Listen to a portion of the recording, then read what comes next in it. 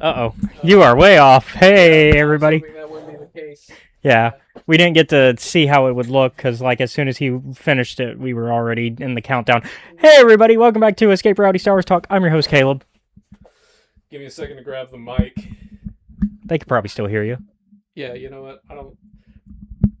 It doesn't feel right how I have to hold it in my hands, so I'm just gonna talk louder, I guess. Well, I mean, if you're going to back up, you might want to hold it, but yeah. Yeah, if that's the case, I'll grab it when I need to write something down. Yeah.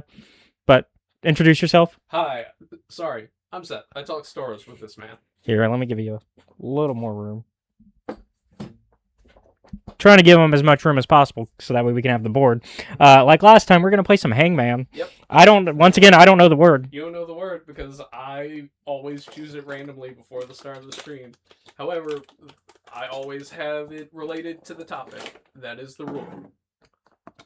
So if you can figure out Seth's internal logic for what word you picked, then you win. Yeah. Good luck with that. The one hint I will give the audience today is there are no repeating letters in this word. Oh. All right. So I guess you could just guess 26 letters. So it's been a couple weeks. Normally, we like to talk about what we've been up to outside of Star Wars before we get into the main topics. So, what have you been up to? Let's see. Sister came down for a visit. It was a fun thing. For a little. And then she left. Other thing that I've been doing, as usual, playing some D&D, having some fun. You were there for some of that, and not for some of the others. Yeah, Sort of reintegrated into Keontae's game. We're kind of like still trying to figure some stuff out, but overall, I think like it'll probably be fine. Okay. So that's my read of it, but then again, I'm kind of always like, it'll be all right. I would not describe myself as an optimist or a pessimist. The glass is neither half full nor half empty. There is water in the glass. Yeah. I have also, and eventually I will shut up about this, been playing a lot of Atomic Heart. I got through the entire base game, the first DLC for it, and I wanted to go and do the second DLC, but it has such a weird gameplay switch up that I was like, is this going to matter at all for the next one? And the answer is not really. So I went and looked it up, like, if it was going to matter. Sorry, I should clarify. And they were like, not really, no. And I was like, okay, so I don't have to play the rest of this. I got like 80% of the way through the first level, did the first like little boss fight, and I was like, okay, it would be better if, because for the most part the game is like, it's like BioShock but set in communist Russia. Yeah. I've seen. Yep. So mostly that, right? For DLCs for the base game and DLC 1. Yeah. And then, for some reason, DLC 2 doesn't take that, because they're like, welcome to Limbo. It's the weird place your mind goes whenever your boss from the base game would order you to go and do some things. Because you've got our protagonist, Sergey. Is it some Black Ops 1 level, like, manipulation stuff? Yes. Okay. Except it's like, what if you ran around as, like, a dog that did parkour for a little bit? Instead of having a ghost Russian talking to you. Yes. That's spoilers for Black Ops 1.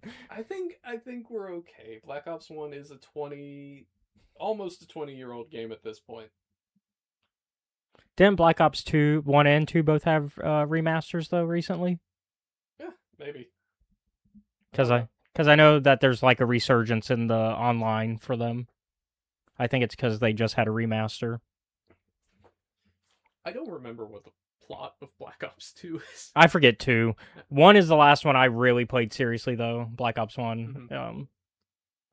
and then like around 3 is when they were like, let's go to space and shit, and then they did like the future warfare, whatever it was called, Like an advanced advanced warfare. warfare. That's what it was, and then like Ghost and all of those were like, let's start doing like sci-fi shit, and I'm like, I guess that's not really what I think of when I think of Call of Duty, though. Yep. I think either World War II or modern. Mhm. And really, modern was more Battlefield before it was Mhm. Call of Duty's thing, but Modern Warfare and World at War. Those are two. Those are the and Black Ops 1 and 2. you want to know the fun thing about my gameplay of those? Mm-hmm. So I did play Modern Warfare on on the PlayStation when it first came out, but also the way I actually played them myself, because I would play Modern Warfare on my buddy's PlayStation. Mm-hmm. The way I actually played them was the Wii, Oh man. because you could play World at War on the Wii. I think they just removed the zombies campaign, or Did you go through the entire base campaign? yes. Okay, then that should have unlocked at the end. I can't remember if the Wii one had it or not, though. Dude, that sucks if they took it away. And then you could play Modern Warfare 1 on the Wii and Black Ops 1 on the Wii. Black Ops 1 on the Wii is interesting because you have to actually, because you know how you could in the main menu get out of the thing, Yeah. and you could play the old school RPG Mhm. on the computer. You had to actually move the nunchuck and the Wii stick to like move his arms to get free. Break out. So that was fun.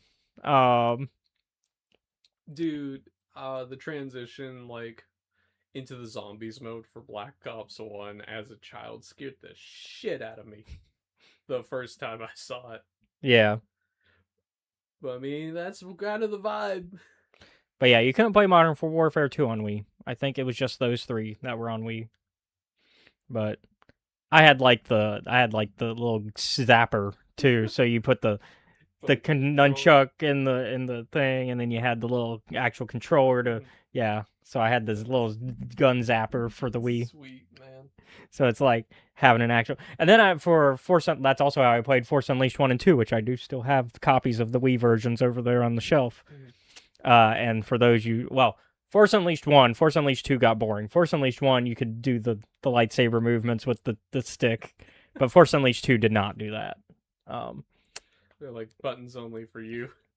I remember beating those games though, and like because here's how short Force Unleashed, like people really dislike Force Unleashed 2, and there's definitely issues with it. It's a very short game.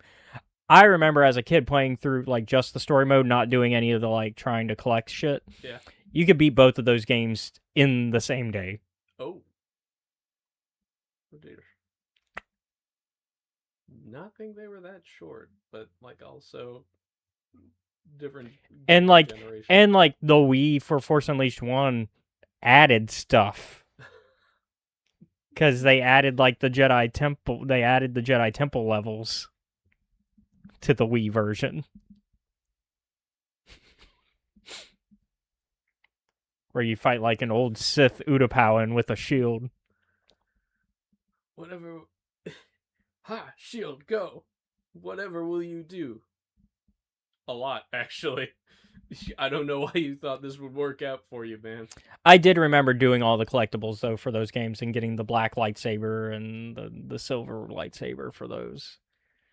But fun games, but short. And then 2 ends on that cliffhanger, and you're just like, well, fuck. And then 3 never happened because 2 ends with Boba Fett capturing somebody. Oh yeah, because they capture Vader. They capture Vader at the end of 2.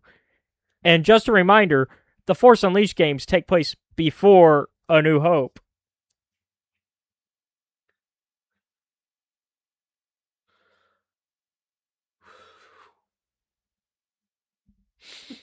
So Vader obviously has to get freed somehow. Yep. And we just never got that explanation because they decided not to work on 3, and then the Disney buyout happened, and that definitely killed any chances of 3. But those aren't canon now, so it's okay. Yep. Let's see. So. Oh, did you want me to go into my stuff, or did you No, still have I more? wanted to keep. You had more. Going, You had more. Okay. So, thing to note, Yes.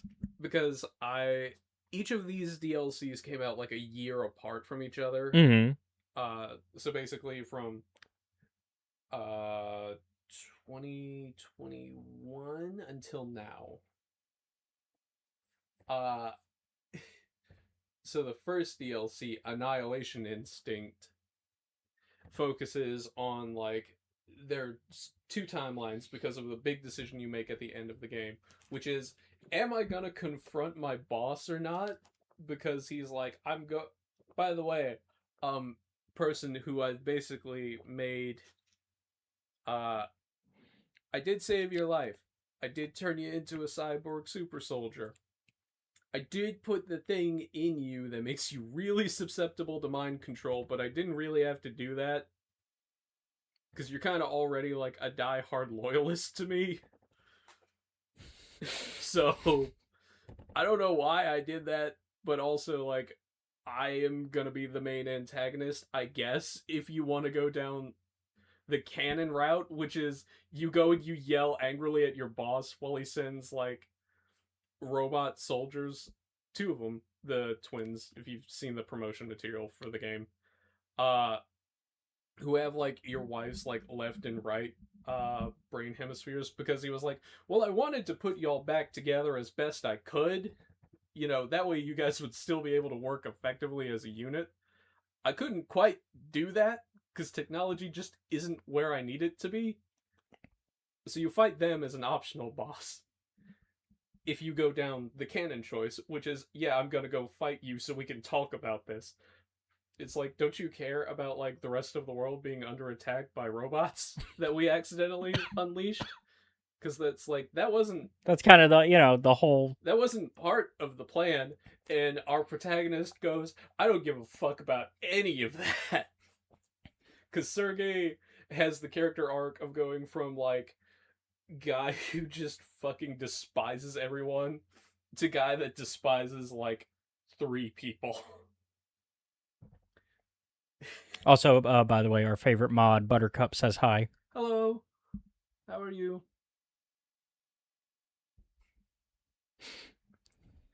And so, uh, it's really weird because I am playing the English dub of the game, Yeah. which isn't bad. However, it's very funny to think that all of these characters that are in 1950s Soviet Russia, right, are all speaking as if they're just American.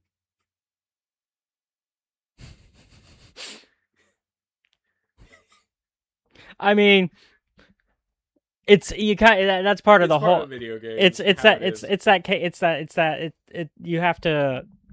You have to give some grace. Well, there's a term for it where you kind of, room for like narrative dissonance. yeah, there's a better term for it. I can't think of it right now, but yeah, there's you got to give that room of that stuff because like that's just media in general. Like so it's like, I tend to be like, all right, this is fine. It's the same thing as like people who complain about the Odyssey where they're like they're not speaking Greek. It's like, well, yes. Yeah, do you understand Greek? No. There's a reason why they're not just speaking Greek the whole movie. Like that, you're watching a movie. I do. So what I was trying to get at. Yes. So first DLC is you have the choice of like at the end of the base game, confront your boss or don't confront your boss. And the first DLC is the one where Sergey decides, you know what? Fuck it. I don't care. I'm going home. This gets you kidnapped by Nora, who is like a weapons vending machine repair thing. And her deal is basically she is yandere for Sergey, who doesn't want any of that. I was about to make a Ruby joke. I was going to say, is she queen of the castle? She is red, and she did take over a facility. So, in a way, yes. Katie also says hi. Hi, Katie. All the people saying hi. And so, uh, the first DLC is basically like going through the timeline where you decide not to fight your boss, and Nora is like, "Well, I'm just gonna kidnap you, I guess." And then it's like you spend that DLC having moments of like, "Yeah, Nora, I'm totally not gonna reset you. Excuse me while I go fight these robots for a little bit." And also talk with a scientist guy who's going to tell me exactly how to do that, while Sergei's mother-in-law gets upset with him for information that this Sergei doesn't have, because like he doesn't know shit about his past because of the aforementioned brain control thingy.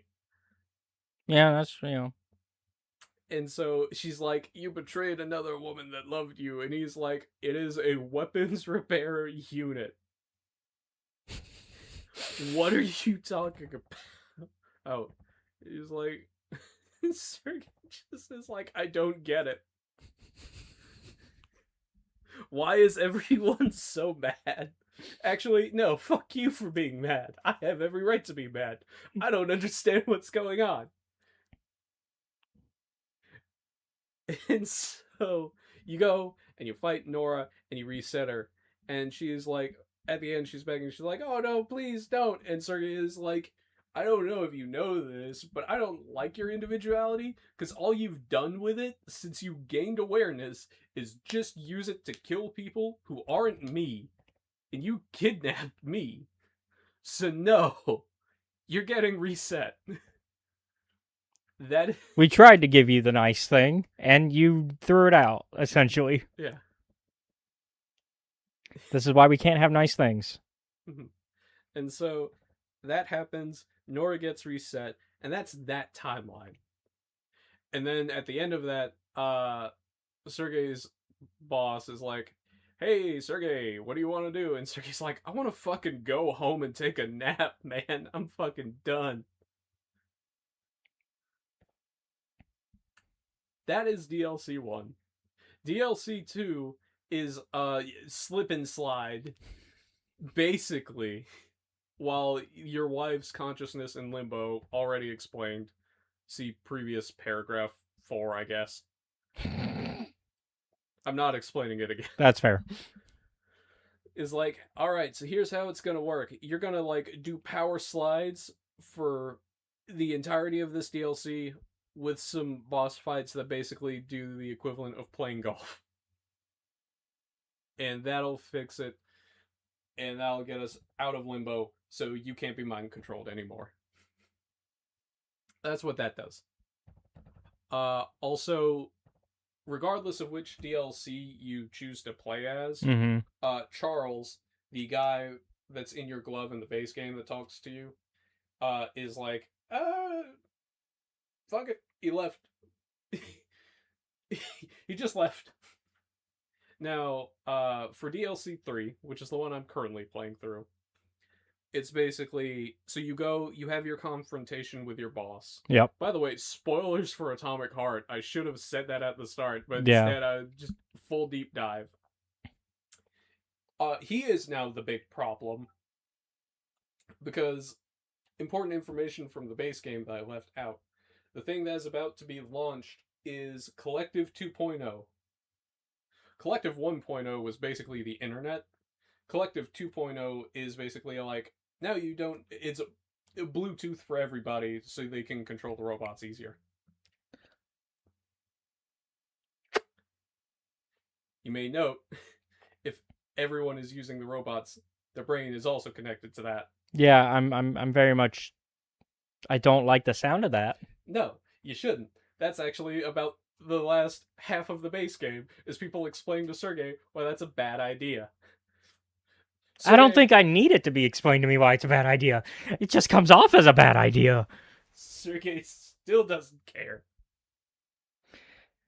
because that's not what he's there for. Sergey's like, my boss told me to come here, fix the robots attacking everyone problem. Okay. Also, there's like some political thing involved with it where they're like, actually, this is partially, yes, also our fault because we did a bunch of fucked up stuff to make it happen.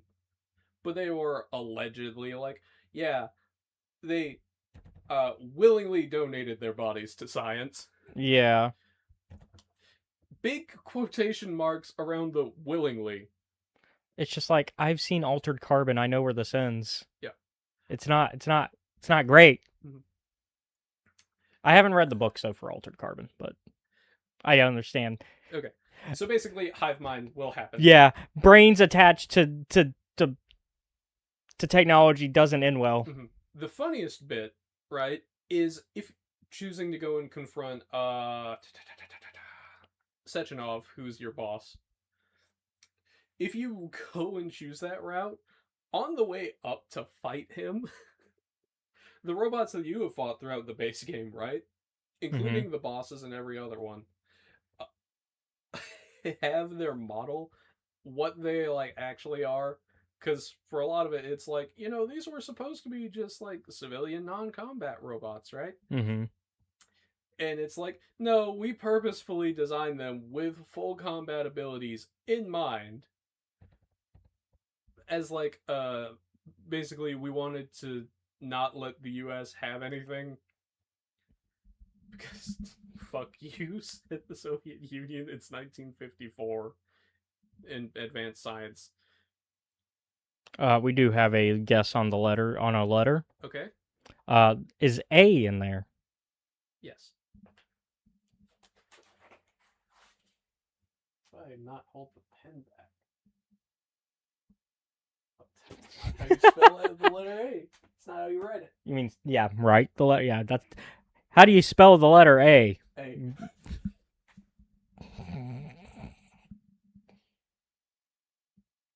It's okay. We understand the Seth is tired. Yeah, I'm operating on About 4 hours of sleep, probably. If I was to guess, because I got up at 8:45. Oh, so 3 Yeah. and 3 and some change. Yeah. You told me you stayed up till 5, and then you had D&D at 9. Mhm. So yeah. I got up at 8:45.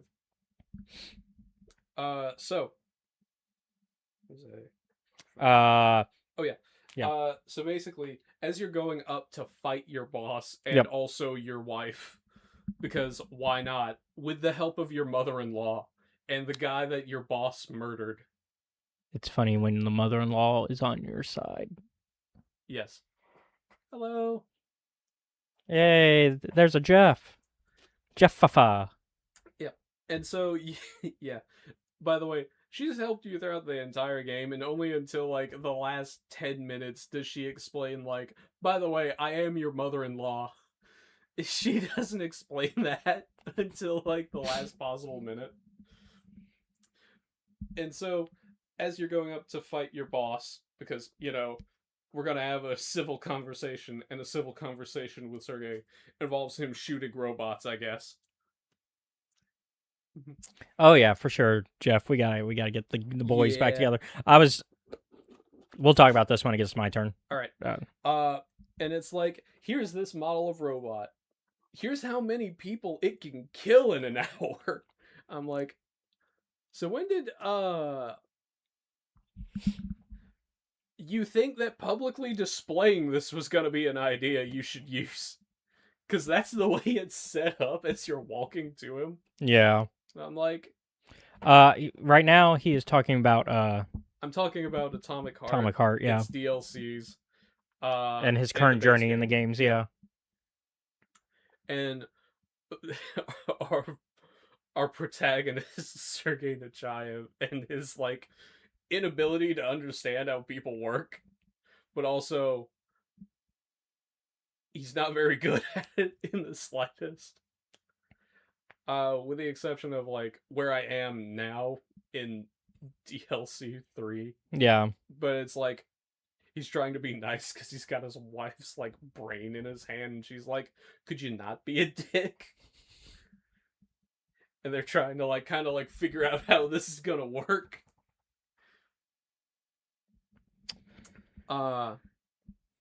So I am currently, they're like, by the way, hey, you know that brilliant decision you made about 2/3 of the way into the game where the big bad of this series was like, You should chuck those fucking rings into the ocean. Beta connectors, but everybody else calls them rings except for the main antagonist. He's like, here's what those rings do. Uh, what they do is they let you interact with Collective without your brain getting like joined into it. Oh. And it's like, probably shouldn't have chucked those into the ocean. Also, at the start of DLC 3, which is the canon choice, you've been out of commission for 5 days after fighting your boss, him dying, your wife getting dismantled. Anyway, you're back up and at him. Go fix the problem that you caused on accident. Yay. Also, your mother-in-law's gonna help you again. And it has one of the funniest scenes with Sergey being like, so I should just throw this little chicken house that's like a dog to you into the ocean, right, Grandma? And she's like, yes, that's how we're gonna find the rings. Because they're made of the same material, so it can find it. And then I'm gonna send you into not Rapture, but in Russia. If we're gonna figure it out from there. Got it. And then she's like, actually, you know what? Instead of me just letting you walk down there, I'm gonna throw you off the side of it too, says your mother-in-law. Yeah, I mean...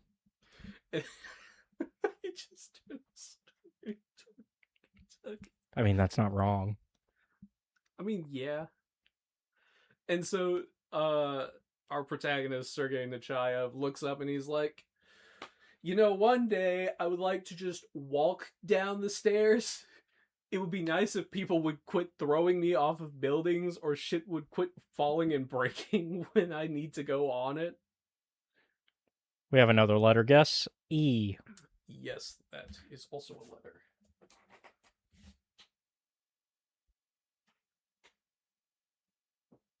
I love how you have a capital A and then a lowercase e. Yeah. I'm not correcting that. Fuck you. Which is weird, because I would think the uppercase E would have been easier than the lowercase e. I mean, you have to draw more, but yeah. I mean, we can do that, I guess. It's just 4 lines.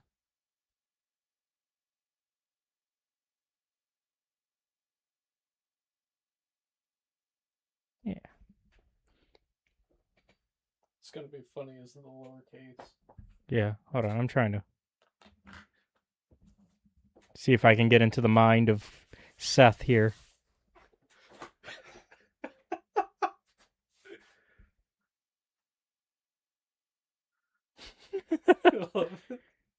Get Seth to describe every video game. It's just 4. I mean, an E is just 4 lines. You draw that one and the 3.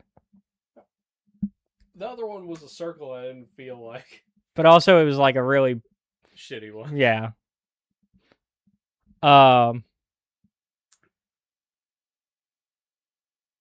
Anything else you got before we jump to? Because I have one that's like both of us.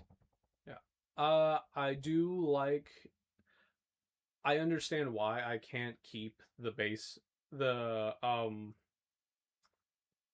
weapons from the first DLC because of how timeline shenanigans. Yeah. Oh yeah, I guess that makes sense because I was like, fuck this for the second DLC because its gameplay is not the same as the base game or the first one. It's a slip and slide. Yeah, you told me that, yeah. And I hate it. We got another guess. S. Uh-oh. Oh, no. Our first wrong guess. So no S. Wonky. Yeah, it's fine. Our hanged man is suffering from dent cranium. He got beat up first before being put up there. The robots did it. Okay. I think I'm done. Okay. Because I haven't played through, but I'll rant about the rest of the DLC. As you go, yeah. Uh, Mhm. we finally beat Act 1 for Divinity Original Sin together. Yes, we did.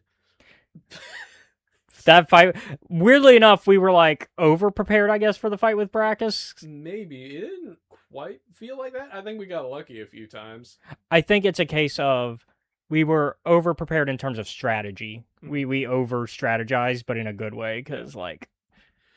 Yeah, right up until I thought maybe I could just sneak up on him, and I could not sneak up on him. Which is fine, because we had enough revives to, like, pick you back up. And yeah. But yeah, that fight was a pain. Walking out and being like, hey, stop that. Because that's the start of that conversation. Hey, stop being evil. No. Fireball. Fucking used meteor on me. Nobody else was. Yeah, everybody else was hidden because we were like, okay, we're gonna have Seth go in. He's gonna start the fight. The rest of us are gonna take 3 different corners here, so that way we can take on whatever 3 enemies show. Because like, part of the Brackus fight is every other mini boss from the rest of that fight. Like, from the rest of that act are part of that fight. Yeah. So every other mini boss that we've encountered so far comes back. We didn't quite cook him. I got cooked immediately. We cooked the other mini bosses pretty easily though. God, I still have the clip from when I just froze and then shattered to pieces one of the mini bosses, and they still had like half their health. We were like, we were like, oh. Well, that works. That can't be. I can't be mad. Just a win's a win. We walked away from that one.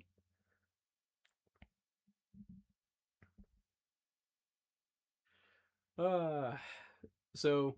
And then yeah, we also had to stop and go and complete a few side quests. Yeah, we completed a few side quests. Some of them we can't complete. Well, some of them are throughout the entire game. Not that's the case of like that's a lot of RPGs though, where a lot of them will have. The board is not backwards. I mean, hold on. I can save this for y'all. It's backwards for them. Because if you're looking, it's because of how cameras work. Hold on, I can fix this. Writing shit in cursive did not help y'all. Hold on, let me get... It's a shame y'all didn't tune into the stream earlier, because I did give... You gotta learn to write backwards, is what Jeff said.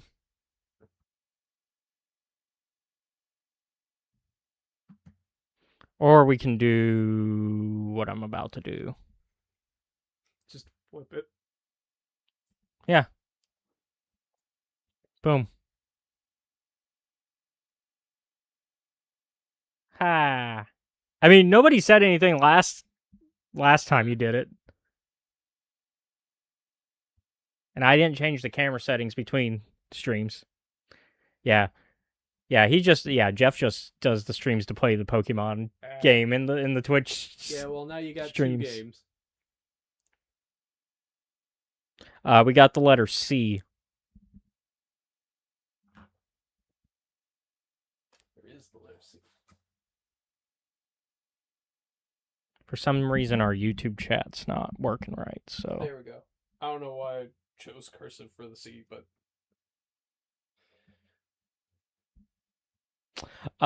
C is in fact in that word.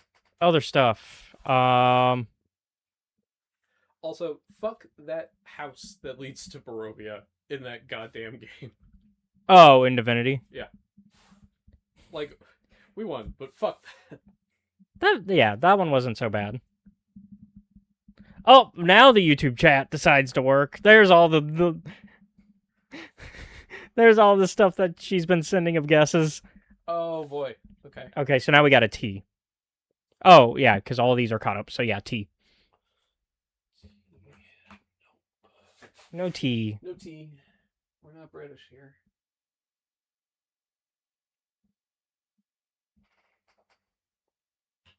I don't know what it could be. Anyways. Other stuff. Went to the movies with Jeff. Actually, saw Super Troopers 3. That's gonna be the movie Monday review. That was fun. Got to hang out, and also got to talk to Jeff about all the stuff that D&D has announced. Mm-hmm. Yeah, because D&D had their big announcement. About this. Yep. D&D had their big announcement. One of them is Star Wars related. Yes. The rest of them are actually very interesting things that I think you're excited for. I have heard some things. Like Ghostfire Gaming writing Ravenloft books. Okay, wasn't prepared for that one, but yeah, that makes sense. Because so apparently like one of the initial, so a lot it's very clear that Wizards is currently wanting to do more D&D Beyond, like their version of like Universes Beyond for like D&D, like because you know how Magic has Universes Beyond, and so D&D they want to do something similar, and so they're more focused on some of those books, such as the World of Warcraft book that they're doing. I don't know if that's one of the ones you heard about. John was talking about it, and he's like, yeah, there's 30 bosses and like 50. And they got all the classes. And I was like, is that necessary? I mean, I think it will be cool. It will at least provide more stuff you can play with in the game. I'm not against more fun things in the game. Can you get in on a review? I mean, you got to read or watch whatever we're reviewing for that week. Oh, or you mean the movie Mondays? Yeah. I mean, next time you can come sit down with me after we watch the movie. Because we watched it and then he and I just talked for an hour and then... but then some of the other stuff that announced, they were like, it's very clear that they want to like expand how many books they're releasing a year. So like, it's very clear they want to write like multiple books a year, but they can't. Like reasonably, Wizards cannot do that by themselves. So what they're doing is instead they're reaching out to publishers that they have worked with, that they've partnered with before to do partnered content. So one of those is Ghostfire Gaming, who did the Grim Hollow stuff, which is what I figured you would be excited for. And since they partnered with them before to put it on D&D Beyond, makes sense that they partner with them still. Yeah. And in this case, Ravenloft. Makes sense. That's the team I would put in charge of a Ravenloft stuff because they know how to do horror. They know how to do it. Makes sense. It's gonna make me spend a month in goddamn Venice where everything sucks. We're still in Venice, buddy. I know. I want out. Undead Venice. Undead Venice is bullshit. And then the other one that makes sense is Kobold Press doing Forgotten Realms stuff. That one that makes sense to me. They're very safe. Makes sense. They know like high fantasy, which is what Forgotten Realms is. There's something else. Oh yeah, other big one that I know Josh was excited about, Dark Sun book, which might have been the other one you heard about. I think, God, I'm trying to remember where Dark Sun is set. That's the one that's in Athos. It's like Rome meets Planet Hulk. Okay. Which is just Planet Hulk. Yeah. It's like Planet Hulk, but with the Force, because that's where the psychometry, the psi stuff is at, the psi magic, and the bug people, the Thrycreen. The other big stuff is more Stranger Things stuff. Makes sense. More Minecraft stuff. Makes sense. They've partnered with doing Minecraft stuff before. Is that an I? I assume that's an I because she's been all caps the whole time so far.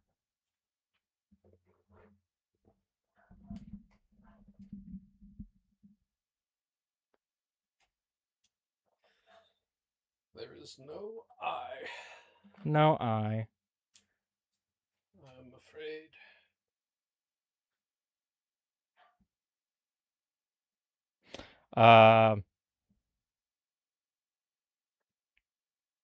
And then like more Rick and Morty stuff also makes sense because once again they've done a Rick and Morty adventure already. Then we had the World of Warcraft stuff. We won't get the Star Wars book till next year, but I do kind of want to bring the gang back together for that one. It would be fun. So that would be you, Jeff. I could easily convince John, or you could convince. Like, it doesn't take much convincing for John to play. Yep. Hey John, I got some Star Wars. I kind of want the meeting of the two Seths, but we still won't ever get that. I know. That will not happen. Seths can't be in the same room. Yeah. I think that's even true. No, yeah, that's even true with Zach's friend Seth. Because you haven't met Zach Seth. Yeah. Ah. Like, we can talk to each other digitally, but if we're physically in the same place, Or even like even on a voice call. yeah, one of us has to change the name, otherwise things will get too confusing. Because I don't think you or Zach Seth have been on the same voice call ever. We have. Oh, okay. We have one. So there has been a meeting of the Seths. There has been. But not John's brother Seth. Never met him. So I want to get at least you, Jeff, John, probably Dustin. I'd probably get Dustin involved. I know Dustin's gearing up. He wants a tabletop game probably. Yeah. We would not be able to get Constance back. Yeah. I would. I kind of for the chaos of it. And even though he hasn't done any of the Star Wars games, I would want Zach involved. Oh, that would be great. Zach, I told this to Jeff yesterday. Zach and Jeff would get along so much. Dude, they would. You've got me and Dustin playing like the straight man to their wise guy. Well, and it's also because it's the conversation Jeff and I had yesterday. It's they both have this like persona that seems very much like a specific way that would read as your typical Southern guy, right? I'm playing loose on the descriptions here, because there's a more obvious description I could use, but then we get, why are we making it political? But fuck it, I don't care. It's the conservative rural Southern guy, right? They would easily. Oh shoot. She wants to solve the puzzle. She's pulling a Wheel of Fortune. Just so you know, if you mess it up, I'm giving you 2 limbs. But they both have that. They both have that conservative like vibe about them. But in reality, they're the exact opposite. But it's because they play that, like they really lean into it on purpose to fuck with people. So I think Zach and him would get along purely on that metric. And then of course they love both doing chaotic shit. I mean, B9 exists for a reason in our Star Wars games. Romance. Oh, yeah. I see it. Yeah, that's right. Yeah. Congratulations.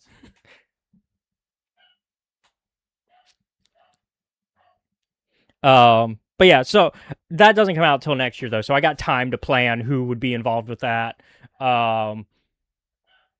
And also, I would have to look at the book when it comes out, see how long the adventure is and how many players it suggests to decide all that. Maybe we bring in some new people who have never played. Maybe we combine some of our D&D groups with our Star Wars group. Kill what's willing to die over and over. Yeah. The other thing they mentioned is they're doing like more Greyhawk stuff with Luke Gygax involved and Gary Jr. involved, which makes sense because Greyhawk is Gary Sr.'s. So having Gary Jr. and Luke makes sense. We're getting Dragonlance stuff with Tracy Hickman involved, which is exciting. We're getting Legend of Dritz stuff as not just the novels, because obviously the novels we're always going to get more Dritz novels. R.A. Salvatore cannot stop writing Dritz novels. We're like over 40 of those in. But we are also going to get like actual like setting books and stuff involving Dritz, which would be cool. I like that. Also, as part of the Greyhawk stuff, we're getting an actual our first full-length 5.5 Greyhawk adventure, Sweet. and I think you will like it. It is Crown of the Witch Queen, Oh, no. Oh boy. and it's about the story of Drelnza, who is the daughter of a very important witch, Igwilv, better known to the Forgotten Realms people as Tasha. Oh. Like Tasha's Oh no. cauldron. Like, yeah. Tasha's cauldron. You mean the hack? Yes. Because she was originally a Greyhawk character and then made the transition.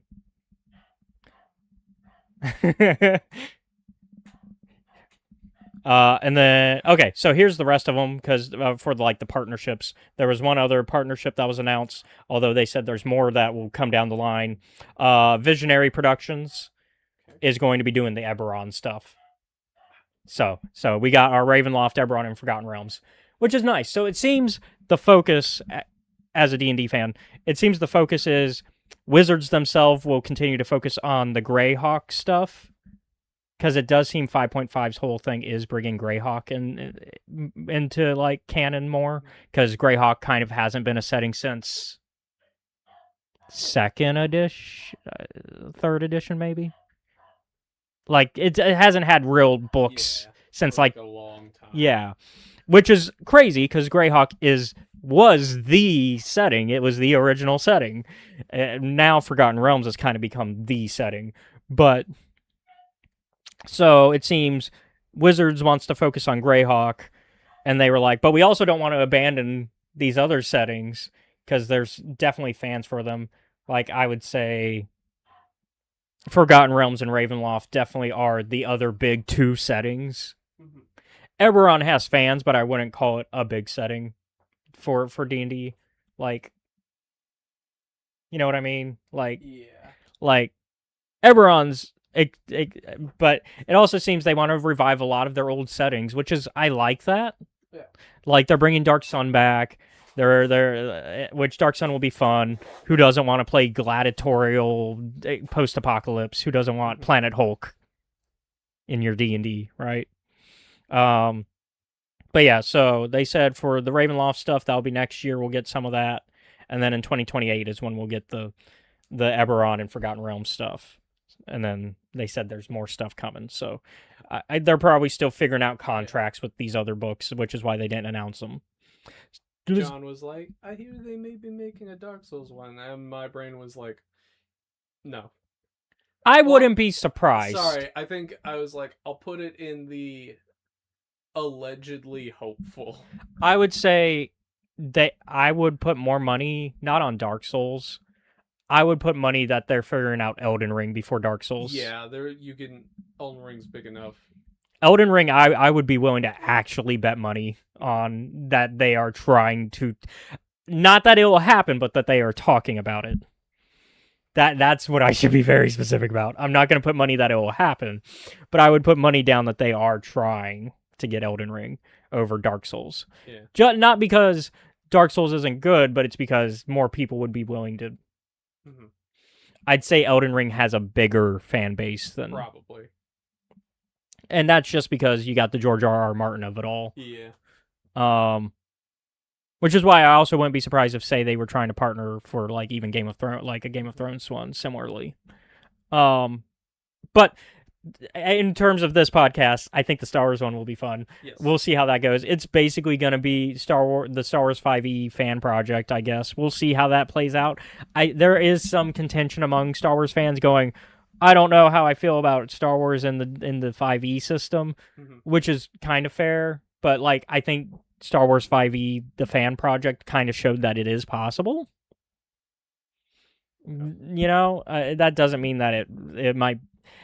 I think the problem is we're having a wider conversation now in tabletop that 5e is too broad of a system, and I think a lot of tabletop fans are starting to turn against that.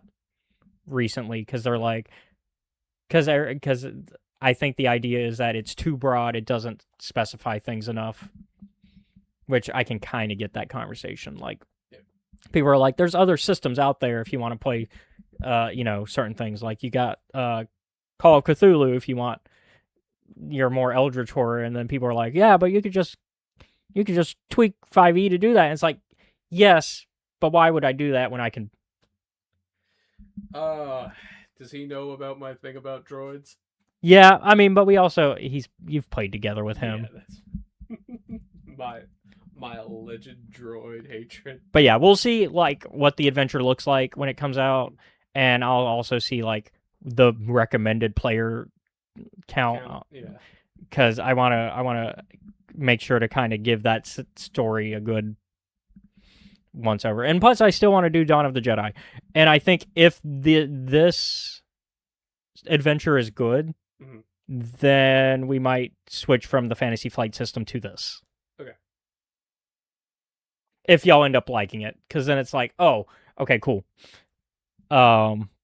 Especially because I'm not probably running a Star Wars game proper until we're done with at least one of the D&D campaigns. Yeah. Which we're halfway through one of them, the Ravenloft one. Which I was showing you some of the art for the next storyline for Ravenloft, and I think it's coming along pretty well. Other stuff, beat Final Fantasy 1 again, starting Final Fantasy 2, well, halfway through Final Fantasy 2. And this will be my first time beating Final Fantasy 2 proper, because I've never beaten Final Fantasy 2. It's fun. I am liking the system more than I remember liking it the last time I tried to play it. Because it does the thing where there aren't levels, but there's there aren't character levels, I should say. But there's like, it's the Elder Scrolls system, where the more you do the thing, the more the skill level goes up, yeah. So, in the case of Final Fantasy 2, you gotta get hit for your health to go up. I imagine that's much easier to do at lower levels. Yes. I'm at the very least, unlike an Elder Scrolls game, everything around you doesn't level up with you. In that case, there are actually leveled areas where, like, okay, don't go there because everything is super high level, but go here and you'll be fine for like level. So at the very least, there's not that. Although one of my favorite Final Fantasies does do that. Final Fantasy 8. Everything levels up with you in 8. But also in 8, you have to use the junctioning system to get around that. Which people don't like the junctioning system because it's confusing the first time. But then people who learn it are like, actually, the junctioning system is good. It's just hard to learn because the way they do the tutorial, it's a reading tutorial sort of situation where you read the text. You got to be careful. And yeah. It's a reading comprehension test. I definitely, the first time I played it, almost beat Final Fantasy VIII, but then because I didn't learn the junctioning system correctly, got stuck on a fight, and it just didn't work. I couldn't do anything at that point. Even if I went back a further save, it was like, it was too far back where I was like, I don't want to go that far back. So fuck, I lost my train of thought. It's okay. I think we're about to transition because we're an hour in. Let's get into news. Yes. There's not a lot. There's like one thing. This weekend, Star Wars news. We got some fun information from San Diego Comic-Con for more new comics. In October, we'll be getting a follow-up to the topic for the next episode of the podcast, The Mandalorian and Grogu Danger in the Dark. That's what we're talking about next time. But we're getting a follow-up comic to that already. The Mandalorian and Grogu, Nightmare on Navarro. And then next year, we will be getting a retelling of A New Hope called A New Hope Triple Take, with the perspectives of Luke, Han, and Leia, as well as X-Wing Academy, which will follow New Republic pilot cadets during the events leading up to The Force Awakens. I would say that I'm not as excited about the New Hope retelling because Luke, Han, and Leia are the main characters of those films, so I don't know what you can bring interesting to a comic that's just a retelling of that from their perspectives. Mhm. Also, I didn't write this here, but we are also getting audio books for the first time for the original trilogy's novelizations. Okay. That's a big one. Mark Thompson, our buddy Mark Thompson, he's going to be reading those. So we know they'll come to life really when he. So I'm not really as interested in the New Hope one, but I am down for more Mandalorian and Grogu content, which I know you are. Yeah. And I'm also kind of down for this X-Wing one as well. I feel like that could be fun, depending on if they do a miniseries or ongoing. I feel like it's going to be a miniseries, though. So if it's a miniseries, we'll be good. That one I don't really need to be an ongoing. Even though we have had our conversations about me wanting ongoings. Yeah. Yeah, because we've been going an hour. Jeff's in an ad break. Sorry, Jeff. Sorry. Jeff. Any thoughts on your end or kind of similar? About the same. Yeah, I mean, cool. And then, of course, also the other thing we got from this San Diego Comic-Con is what we talked about last episode, which was the Luke and Leia book. Yeah. Which I think is the most exciting piece that came out of that for me. Because I do want more of our main trio after Return of the Jedi. And I definitely want to see Leia's Jedi training. I feel like that's going to be interesting. And we'll tie into one of the upcoming topics, the Legacy novel. We're going to get to see Leia as a mentor instead with the Rey stuff and that. See how well that goes. All right. With that, you ready to get into the main topic? Yep. All right. We're just going to jump right in. Of course, we got to give our spoiler alert for that as we go into today's topic, Eyes Like Stars.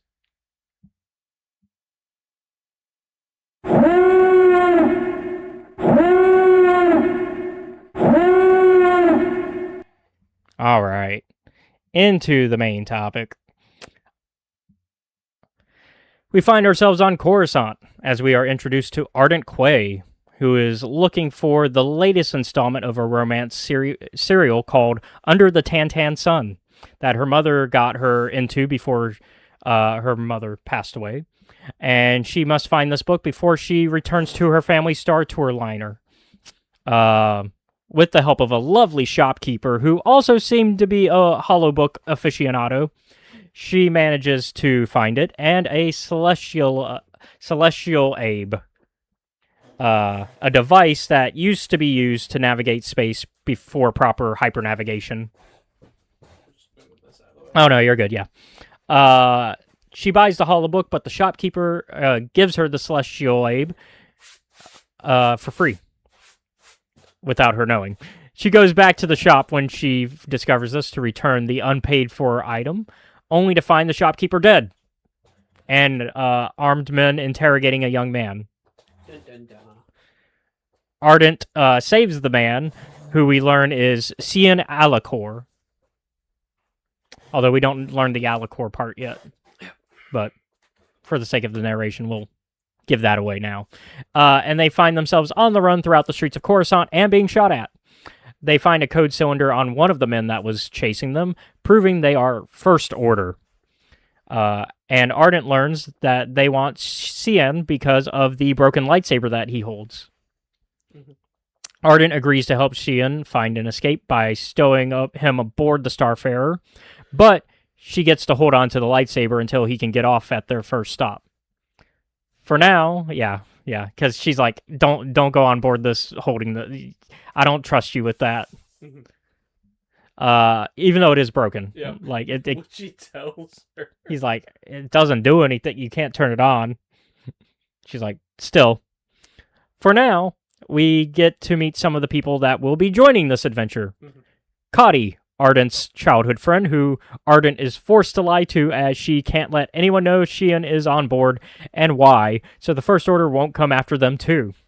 Next up is 5 Galactic Civil War history buffs, who are disappointed about the removal of Dantooine as one of the stops from the schedule, and the addition of Gorman because of threats of First Order in the vicinity of Dantooine that Captain Hansifred Quay doesn't wish to risk going near.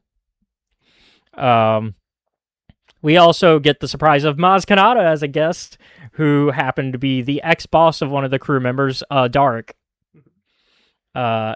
We also learn about the droids VB-35 and N20, who are let in on Xian being aboard and the whole truth, agreeing to keep him in a secret in return for Xian trying VB's awful cooking. VB out here putting Xian through hell in the kitchen. Look, let the droid cook. She can't taste. Which is why she needs Ardent. Xian is, or Xian, yeah. Xian is like, oh, why have I done this? Oh, I forgot to, in our, what I've been up to this week, I've been doing fun Marvel watch parties with one of my friends, and we've been going marathoning MCU. It's been fun. Sorry, that was a thing I was reminded of that I by someone in chat. Where was I? It's your turn next week, right? No, because we for the Discord for the proper escape reality. No, because we had to skip because Britt wasn't feeling well. Okay, so Britt's turn. So we're gonna do 6 o'clock because she wants you to watch. She wants you to want to see if I can cry over an alien rock. Yeah, an alien spider rock. So we'll talk about that at the end of the podcast and promote that because that's gonna be a fun. I think that will be a fun one for everybody. Because I do like that movie. If Geode couldn't make me cry, what chance does this one have? But yeah, so poor Xian having to try VB's cooking. But somebody has to, because how else is VB going to get better? VB can't get better without somebody who's actually tasting the food. Mm-hmm. And also Xian's kind of in a... he has no choice. Yep. They smuggled him on board in a box of jellied heels. Yeah. Finally, we get one more official guest. The ultimate surprise, Valor Quay. The prodigal son returning after having left the Starfarer 3 years ago. Mm-hmm. We learned that he left because he wished for freedom and broke the rules one day to visit a Hoth graveyard with some troublemaking guests that splintered Val and their father to the point that he finally left. Don't knock that, BB. Yeah.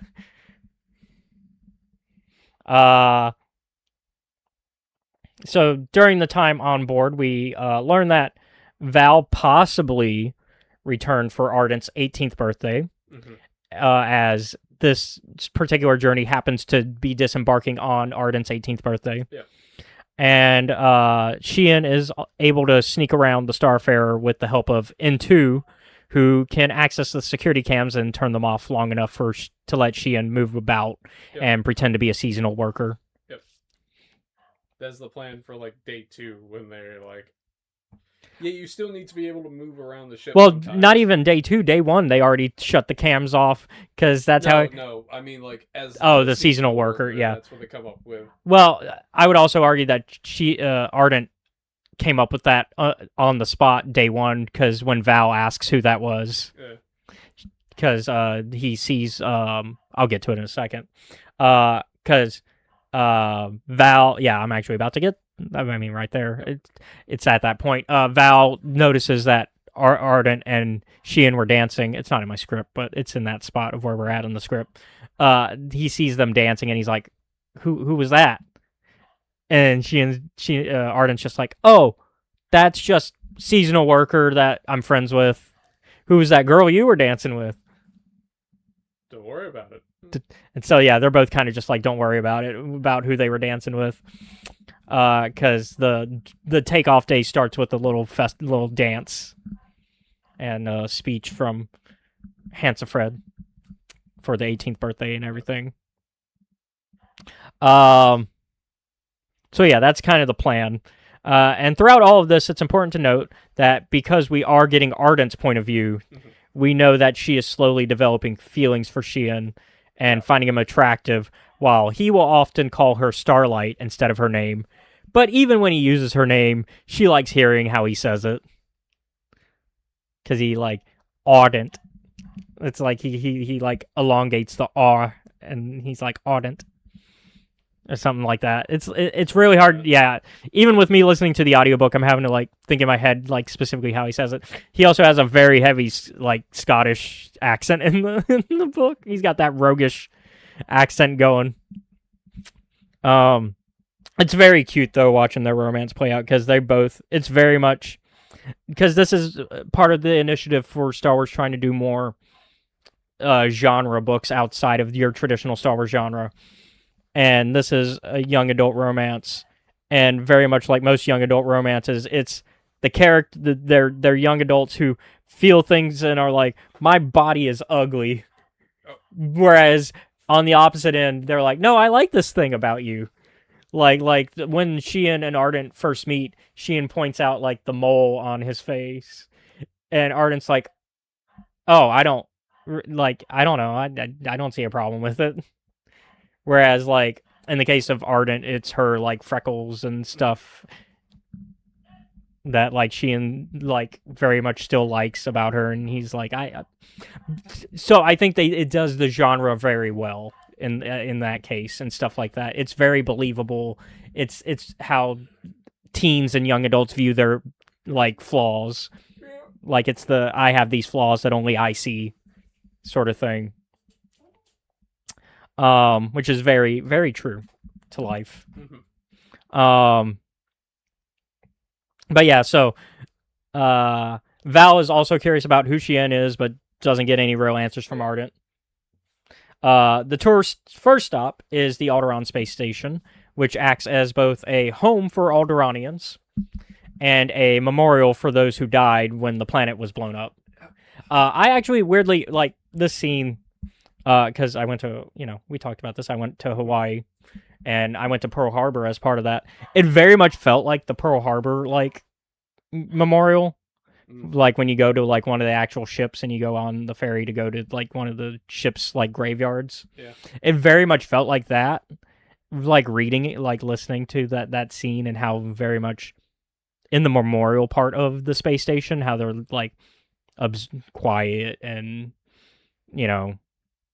it very much felt the same, and, like, having to look over, like, they're like looking over the remains of what's left, and so I don't know if the author pulled from that in their, like, idea, because this is the first time we get, like, what happened to all, like, how do they preserve the memory of Alderaan? Like, this is the first time we're getting that, really.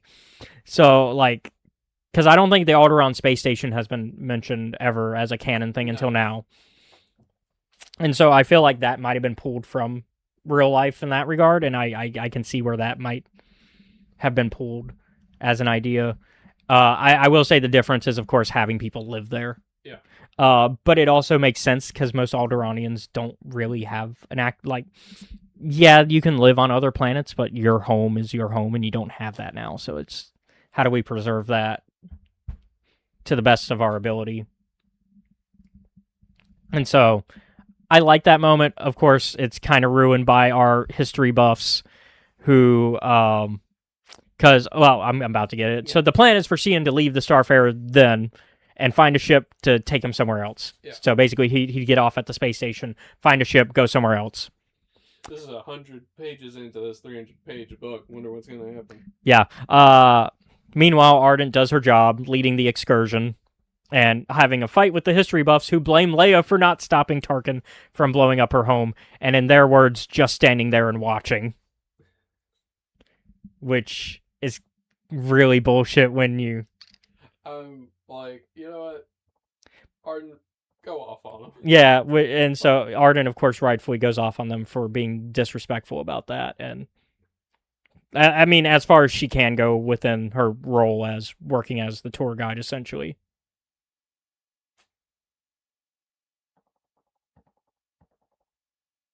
And so, like,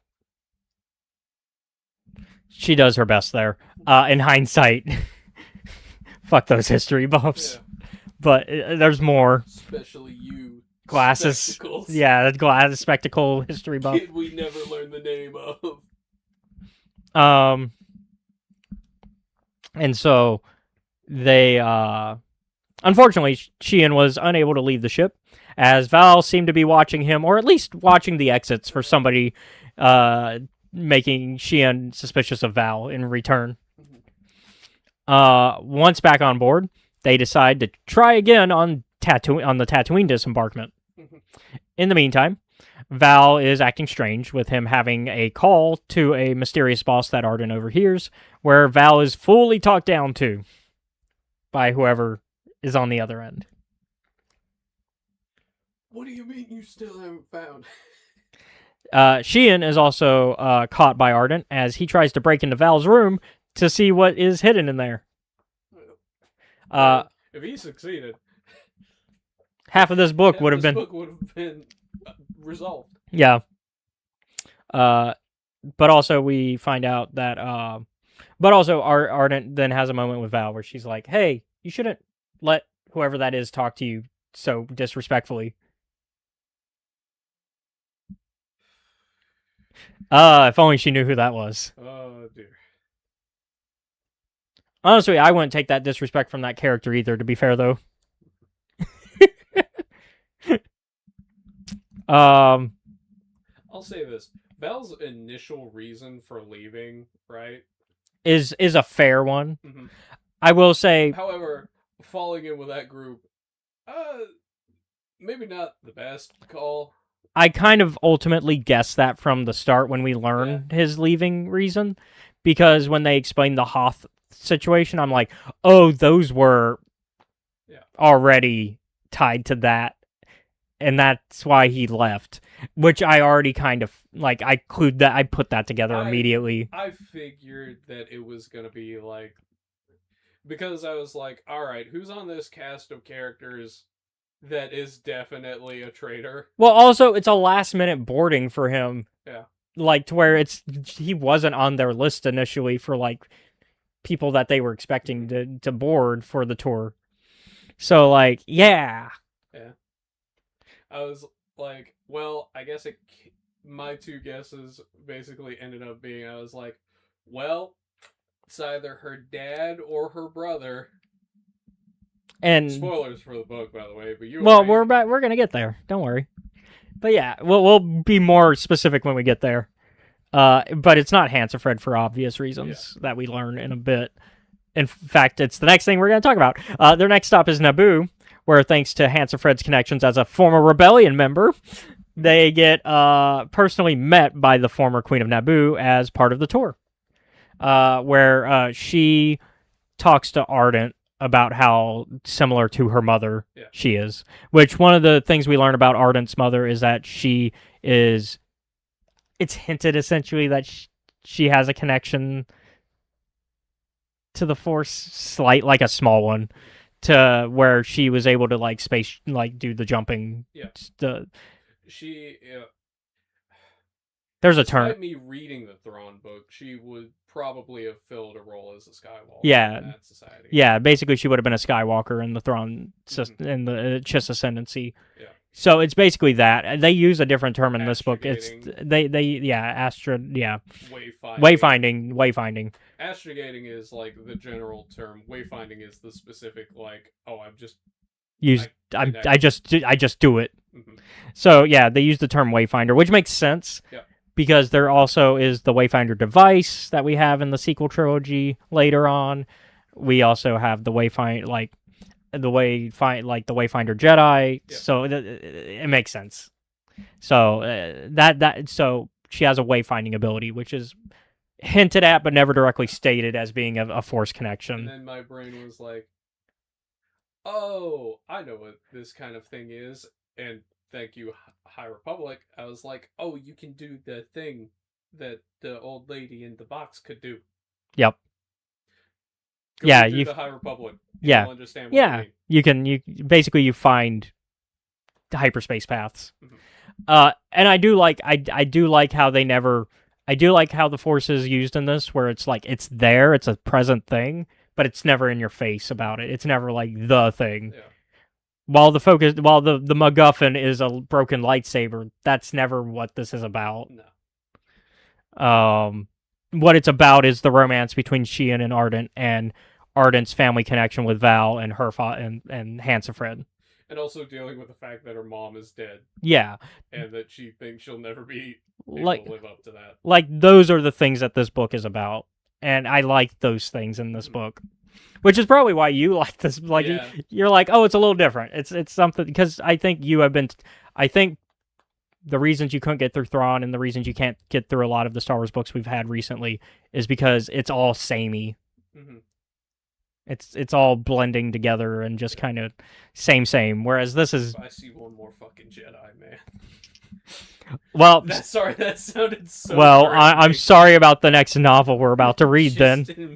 Because, the next novel we got is Legacy, which is 2 Jedi. Yeah, but that's different. That's a point in time of them that I haven't seen. Yeah, you want more of that time. You're like, give me more Leia and Rey.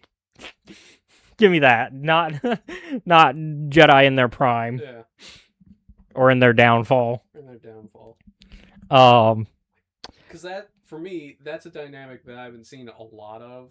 I've gotten hints of it. The most, actually, I think, is in the fucking Lego Star Wars comic. The short series and Yeah. also the comics. So the Lego shorts and the comics. Comic where it's like, and now I'm the fucking witch lady that comes back every 20 years. I'm Pennywise from it. Yeah. And that dynamic is only between Leia and Finn and Rey. Finn and Rey for like that one issue. Yeah. And so, yeah. But going back to this story, they get that conversation. I really like that conversation. And so we kind of get a more reason of why, like, Hansifred is kind of respected and all that amongst people. Honestly, I love Hansifred as a character. He's a good dad. Yeah. I think, like, Val leaving was necessary for him to, like, change up and realize. Because if that hadn't happened, it probably wouldn't have changed. No. I also definitely like how he receives Val when Val first comes. Because I think it would have been very reasonable and not reasonable, but it would have been understandable for Hansifred to be angry about Val coming back all of a sudden. Yeah. And for Hansifred to be suspicious right away. But nobody, other than, I'd say Ardent is the most suspicious, but that's because she has more information. Mm-hmm. Actually, correction, Sheehan is the most suspicious. Sheehan. But he has the most information. He's like, I know that guy. Kind of. I've seen him in, like, the group meetings from that place I ran away from. Because we learned that Sheehan has seen a junior first order officer that was the one behind everything. Also, because of all this stuff, Sheehan and Ardent have a warrant, by the way, that nobody knows about except them. Yep. Hey Ardent, why is there a warrant out for your arrest for 1,000 credits? Did you jaywalk or something? But yeah, so fun stuff okay, so they get back from Naboo after that. Important yes. note. Sosha Seal, the former queen of Naboo. Yes. Gives Ardent a means to contact her. That's right. Yep. This is very important. Very important. So yes, and then Ardent gets confronted by Cotty when they get back about. Oh no. Yeah, I think it's Nettie. Oh yeah, is it Nettie? Yeah. I thought it was Cotty because it's her best. I thought it was her best friend Cotty. No. Oh, it's Nettie who figures it out. Yeah, because Cotty can't keep a secret for shit. Oh, okay. Yeah, so Nettie figures out, hey, I noticed the cameras keep going down. There's a stowaway on my ship. Yeah. And I know you brought him in. Because the cameras go down near your room, and there's nobody else who could have done this successfully. Yeah. Like, Cotty can't keep a secret, and everybody else wouldn't have the access they need to get somebody on board the ship without being noticed.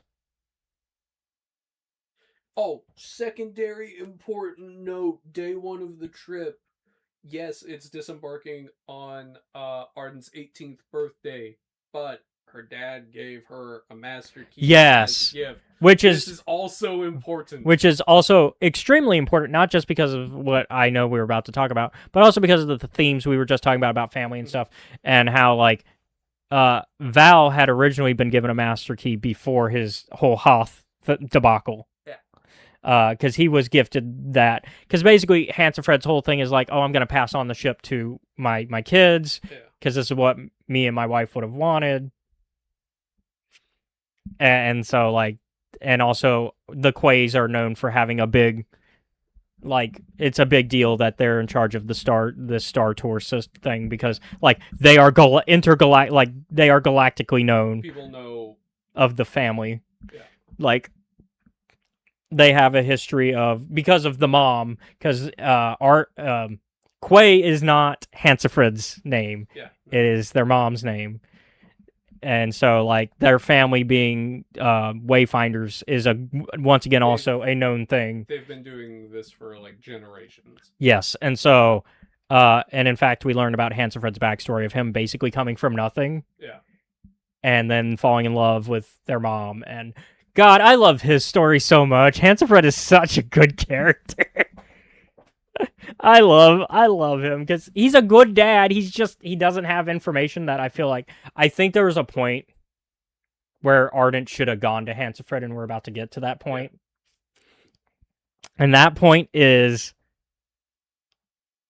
Val looking through Ardent's shit in her room when he breaks into her room, which is during this point in the book. He breaks into her room because he's looking for the master key as well as the lightsaber, but we at this time we are led to assume that it's just Ardent is led to assume it's just the master key he's looking for. It's like, I need shampoo. Yeah, he's like, that's his lie. Yeah, his lie is like, I was going to which is very funny too, the joke she made to Sheehan earlier about him lock picking Val's room, because she's like, hey, don't make the excuse that you were looking for the bathroom, and Sheehan's like, I was. So it's very funny that then Val's excuse is very similar of, I was looking for shampoo, which is a variant of, I was looking for the bathroom. It's just like, you could have just, where the supply closet is, dude. He's like, yeah, but it's locked. Or whatever, which is why his excuse was it's locked after a certain time, and so he needed the key to get in. You could have just asked me. Yeah. It's like, why did... You didn't have to fucking lockpick my door, dog.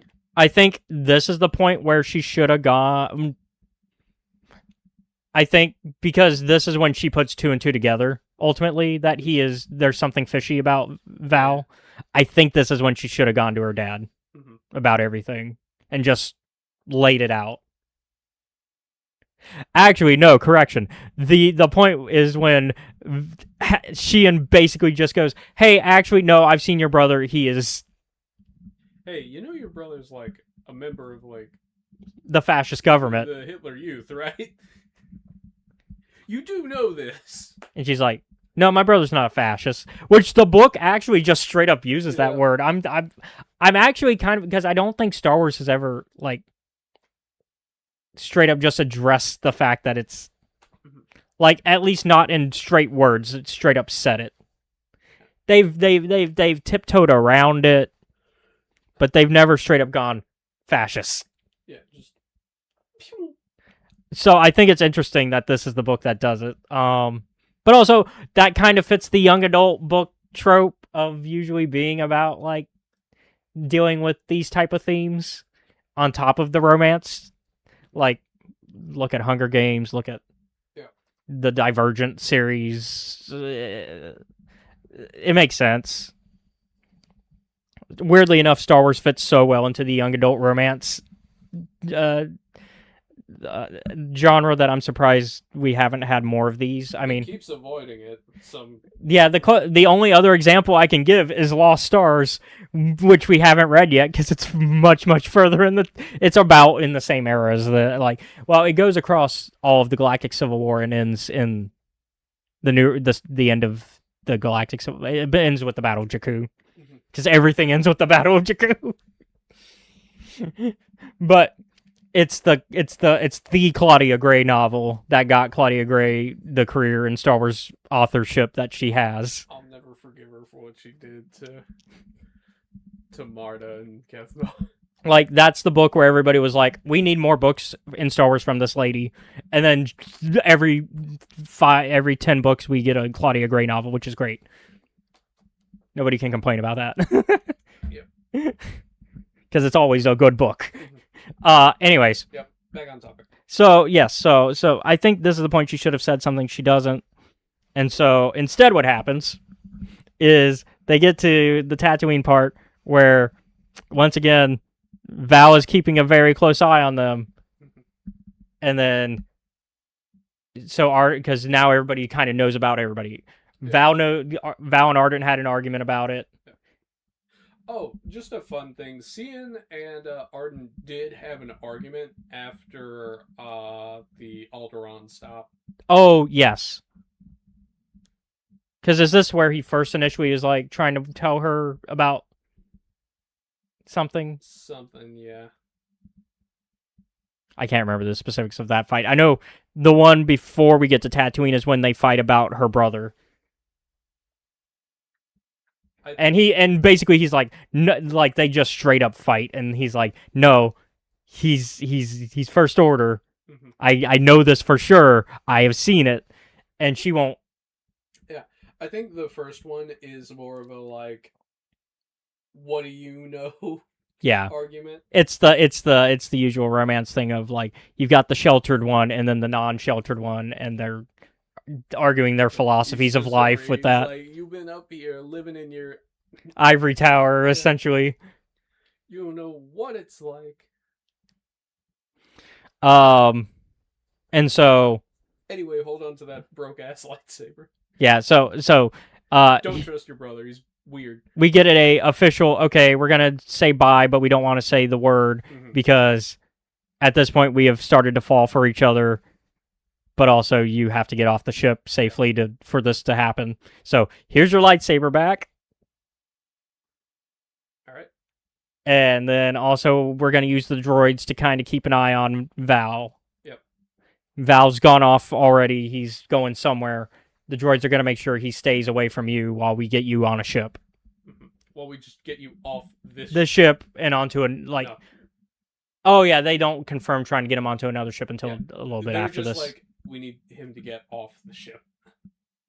And he's like, I'll figure it out the rest on my own from there. And then, unfortunately, Val decides to make a play here. He sells the droids to Jawas. Well, he trades the droids to Jawas for guns. Yeah. He's like, I need some guns. Which means Ardent has to go to the parts of Tatooine she's never gone to before because Dad has always been like, hey, we're not going to the bad neighborhoods of Tatooine. 2 rules. Keep the droids on the ship because I'll just fucking take them. And 2, don't go to the south side of town. Both of these rules are broken on this day. And so, yeah, that happens. And so they end up having... so Ardent tracks down the Jawas. Sheehan decides to come along because like, that way. So Sheehan decides to come along, and at first they get into a little bit of a fight with the Jawas, but and poor Sheehan gets electroshock. He gets the electro rod a couple times. The initial plan does not work. Which is just talk to Jawas, distract them while Sheehan sneaks on. The best part is Cian being like, go drive in front of them and park sideways. Will they just run over us? Probably not. And so what they end up doing instead is lying that they're going to trade the lightsaber for The thing, Cian. What? Oh, yeah. This thing? And Arden's like, in her head, she's like, God damn it, no, not that thing. But anything. Not that thing. But she can't say that out loud, so she's just like, yeah, that. Just a moment of like fucking Road to El Dorado going out Tatooine. It's funny you said that. I was thinking in my head as I was narrating the part about them not saying goodbye. I was immediately thinking of the never say goodbye. Friends never say goodbye. I immediately thought about that scene, but I didn't say it out loud till now because you're like, El Dorado. I'm like, how are we both in the same? You want to know how? We've been friends for like 7 to 8 years. So that they, of course, chaos ensues, mayhem, and they manage to get the droids off the ship and not trade the lightsaber after dealing with Jawas. Jawas are not happy about that, but to the point that the Jawas chase them to the ship, which, by the way, they do not make it back to the Starfarer on time. Starfarer already off in space, making its way somewhere else. But important information from the start of the book that we have neglected to mention up until now. The Starfarer has a smaller ship called the Starstall. And the Starstall needed to be taken in for repairs. Yep. And because basically, once again, Handsome Fred being the really charismatic motherfucker he is. Just knows people everywhere. Yeah, he knows people everywhere, and has made friends with the dock worker here. The dock worker and like one of the local mechanics. And so, like, basically is almost getting a free repair. Like, he still pays the docking fee, but it's like, instead of 75, it's like 45. Yeah, and so he's like, and once again, Handsome Fred, best character. I'm playing up how good Handsome Fred is in this book, but I like him. He's a good character. I want more of him. He's all right. I want more Handsome Fred. We'll probably end up getting more of these two, though. I would say we get more Sheehan and Ardent based on where the book ends. Maybe not in another full book, but at least in another something. Yeah. Maybe a comic. But check up on them in 20 years. Well, to finish the adventure that we see them, we'll get there. So they instead take the Star Stall. I wanted to call it the Star Hopper so bad. No, that's a different Star Wars ship. But yeah, they take the Star Stall. I think that one's also exploded. And so they are like, okay, well, the next stop is Geonosis, so we're gonna go to Geonosis. We know that that's where they're going. We'll go there. Catch up to them. Yeah. Hey, Dad. It's just a phone call real quick while they're on the way there. Hey, Dad. You left me behind. Run! Oh. Nah, I must have misheard him. Anyway, see you with the milk, I guess. No, run! And Cian is like, hey, we should take your dad's advice and just fucking bail. And she's like, but that's my dad. Yeah, but he told us, get the fuck out of here. All right, fine. We're going to go to Geonosis, and we'll come up with a plan there.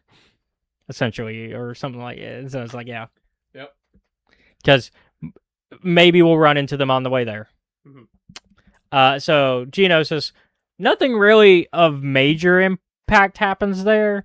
I think the biggest thing we get is them fighting the Massive, and then also them starting to talk to each other a little. Sandworm thing. Sandworm.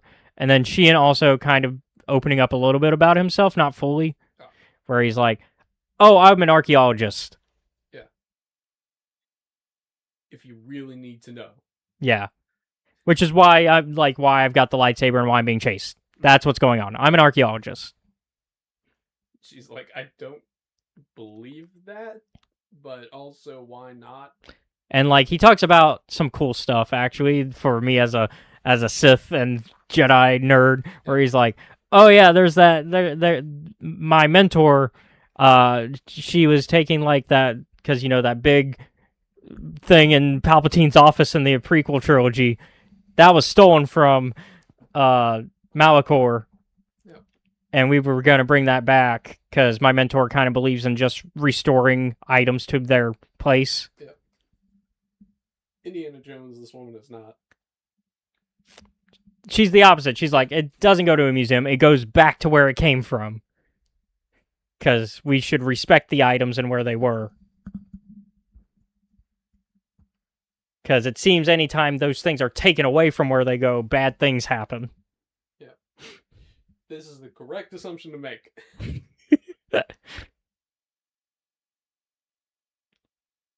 Because the mentor was like, Jedi, Sith, I don't care. They're both taking stuff from where they belong. At least the Jedi aren't making weapons out of them, but still. Mhm. Take both back where they go. Put that thing back where it came from, or so help me. Yeah. Unfortunately, Mentor is no longer around. Mentor died. Yeah. Junior officer killed Mentor. And Ardent and Sheehan didn't realize that until he got to Coruscant. Yeah, the bookstore. The bookstore, because they were supposed to meet at the bookstore as their meeting point. Because basically, his mentor was like, "Run! Yep. I will meet you at our meeting spot." And he ran. Which is why he's telling the story now, because he's telling the story to be like, "I ran." So far away. I thought that That's too. a pretty fucking far run from what I remember. I don't think Geonosis is anywhere near the core. Well, they also he did. Is Geonosis where they picked this? No. No, actually, now that I think about it. It's never stated. I forget if they do say where they found the lightsaber. I don't Okay. think so. Okay. Anyways, so they go to, so of course then that puts things for Ardent where she's like, "Oh, that's why that day was so rough for you, buddy." And why we kind of didn't get off on a good start. Yeah, my mentor died that day. What do you fucking think? So like, and you just learned it. Mhm. Like you just then learned that your mentor died. No wonder you were a little pissy at me. Yeah.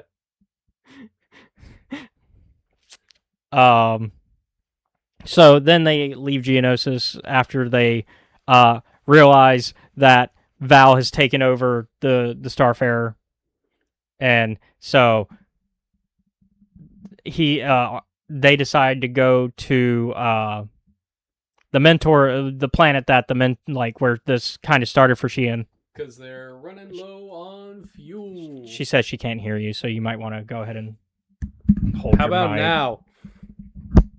Does this work? Sorry, I'm being an ass. Yes. But yeah, so they go to Alacor. Yep. Which is where like Sheehan was taught essentially. Mm-hmm. And I think this is a really cool planet. Yes, it is. They'll make shit out of metal on Alacor. Yeah, so It won't work. it won't work. The metal doesn't work for building anything really. And also the plants have a pollen that is basically a truth serum. Yep. And so during the day, this pollen be going everywhere. Yep. And so You can make tea out of it too. yeah. So Sheehan and Ardent are very, very honest with each other during this part of the book. My brain was almost like, man, it would really suck if this was just like a lie. But I was like, I don't see why he would lie at this point. So, yeah. And also during this part is when they really start to like just open up about their feelings for each other. Mhm. And so they start to realize that they do really like each other. And when they camp that night, also important note on Geonosis, poor V. Yep. Her arms. Yeah, she lost an arm. Yeah. It's okay though. They're repairing her at this Mhm. moment while they're here. Because I think that isn't that part of why they came here was to like have a chance to be able to repair and also like hide, fuel up the ship. fuel up the ship? Okay. Because they looked on Geonosis and they're like, well, there ain't shit here. Yeah, everything. This is a dead world. Also, important information. First time that Ardent properly wayfinds. Yes. Because she was not allowed to do that. No. Val got some training for that, but not a lot Yeah. because mom died. Mm-hmm. And Dad can't teach Arden how to do it, but also he wouldn't let her even if he knew. Yeah. Because it's like, that's the shit that killed your mom on your 6th birthday. Yep. Also, your mom dying on your birthday is a rough thing. Oh yeah, that's the other thing that's mentioned during the speech for her 18th birthday. She's like, "Oh, I forgot it's my birthday because my birthday is traumatizing." She's like, oh yeah, that day my mom died. Oof. Live with that, I guess. It's a rough one. I am sorry, Arden. So they decide to make out a bit here, and also they sleep together, like not sleep together in that way, but they sleep cuddled up. Mm-hmm. Until something metal and a little bit pointy keeps disturbing Ardent. Yep. And It is a First Order pin. Hey, so when were you gonna tell me you were involved with that? Asked Ardent. Also, of note, it's nighttime now. Mm-hmm. The pollen is not floating everywhere anymore, so they are no longer like forced to tell the truth. Mm-hmm. And of course, I already immediately clocked what was going on because I know how the First Order operates with their... Yeah, the First Order doesn't exactly put out recruitment posters. Yeah, where... They kind of just snatch you up off the streets when you're like 3. Yeah, where when the Empire would the actually... Empire would recruit you. Empire recruited stormtroopers. First Order kidnaps them. That is the difference. And so... One is a child soldier. The other, well, probably heavily indoctrinated, is at least given the choice to say no on paper. Yeah. And so Sheehan tries to explain that he's like, I didn't lie to you about being an orphan and any of this like stuff with my mentor.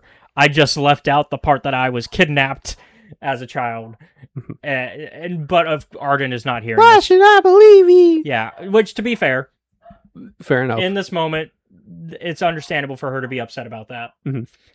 And it's also making her question if, oh, how much were you lying about my brother? My brother could be the good guy as far as I know, and you're the bad guy. And Sion is like, you know what? I'm gonna eat the truth serum plant. I'm just gonna fucking do it. Ask your questions. I'm not lying.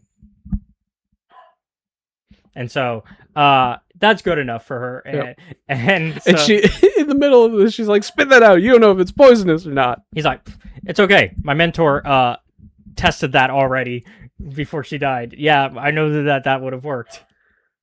It doesn't taste good, by the way. It tastes awful. And so, the planet is named Alicor after his mentor, Alicor, who named the planet. Yep. Sion's last name is now Alicor. Alicor, because he chose it. Yeah, because he has no other family. Yeah. Also, I guess he named himself Sion as well because we learn his trooper his trooper name. They don't give you names. Yeah. And because later in the book, one of them's like, I recognize you. You're da da da da da da. Says their trooper stuff, and it's like, or their trooper nickname, because you get you at least get a nickname. Yeah. Usually based off your numbers. And so like, Finn never got one. Weirdly enough, he didn't get his nickname until meeting Poe. I'm trying to think. What was his designation? FN. I forget the numbers, but he doesn't get it until I can pull it up. Yeah, I got it right here. But it's not until he meets Poe, because Poe names him because he shortens the FN part. 2187, that's what I thought. Mhm. But Poe just hands the FN part, which is very funny, because everybody else that was part of his squad that he's friends with, their short handle was for the numbers, not for the FN. Yep. Like he had like zeros or whatever, like, yeah. And so that happens, and finally they're like, okay, we need to come up with a plan for how we're going to deal with this. So they basically tell the First Order where they're at. Here I am. All right, CN, you know what you're going to do? Leave. Yep. You're going to run. Take the lightsaber, run. It's like, what? I didn't stutter. I said leave. What are they going to do with me? Nothing. If it's just me, they can... Then they're not going to do nothing. They're going to leave me... Do not tell me where you're going either. Yeah. They're going to leave me and my family alone, and they're going to go after you still, but they won't know where you're at. I'm like, hey, Arden, there's a slight flaw in this plan. Have you considered that they might just kill you? Which is basically what almost happens. Yeah. Did you think this plan through in the slightest? Well, thankfully she made a move on the in-between that we don't know about until... Oh, no, we do. Oh, yeah. Yeah, they're like, we're going to call them and hope that they arrive on time. Yeah, so she calls the... Hopefully. She calls former Queen of Naboo and goes, hey, here's what's up. Yep. I need some help. And so, gives her the coordinates for everything, and then Val does show up first. Mm-hmm. Hey, sister, where the fuck is that broke-ass lightsaber? And that I don't know is broke. That broke-ass lightsaber with that broke-ass bitch. Yeah. Where's your stowaway? I feel like you've probably already seen the clip, because I know you haven't seen the movie, but you've probably seen the Robert Pattinson clip of, get these beggars out of here, from the Odyssey. I have not. Oh, it's been memed to hell and back because of how he says beggars. It's almost like a slur. Oh, yeah. I feel like Val would talk about Ardent that way. I assume that one is more towards the end of the movie. Yes. Yeah. Because Robert Pattinson plays one of the suitors. Yep. That makes sense. I do remember distinctly from the book, I think one of the suitors throws a chair at Odysseus. Because the suitors are... They're the worst. They suck. Yeah, they're just the worst people. Yeah. Anyways, I feel like Val would act that way towards Ardent. Yeah. Or towards Sheehan. Although, we learn how Val actually feels about his family. Oh my god! It's like, I fucking can't stand you. Val is the fucking worst. He's the worst family member I've ever seen in a Star Wars thing, I think. I don't think there's a family member that is worse. Like, to their own family. Yeah, to their own family. And that's putting Vader up there. Vader is definitely bad to his own family. Yeah. I don't think he ever feels the way Val feels about his family, though. Like, Vader never was directly like, I'm gonna fucking murder my family. Yeah. Like, I don't think... I'm trying to think who might possibly be worse, right? A Tarkin is up there, but I don't think any of them get that bad. Yeah. Like, most Tarkins don't kill other Tarkins. Like, they want them to suffer, but they're not like, I want to fucking kill you right here and now. Yeah. So VB, of course, interferes and is like, Your brother's not going to shoot me. Man, did you miscalculate on that one? Also, destroy me is the operative word. Also, you mentioned the tea thing earlier. They made the tea as part of this plan, so that way they could trick Val into drinking it, into consuming it, which they do. Yeah. That, and also, like, just to make sure, I think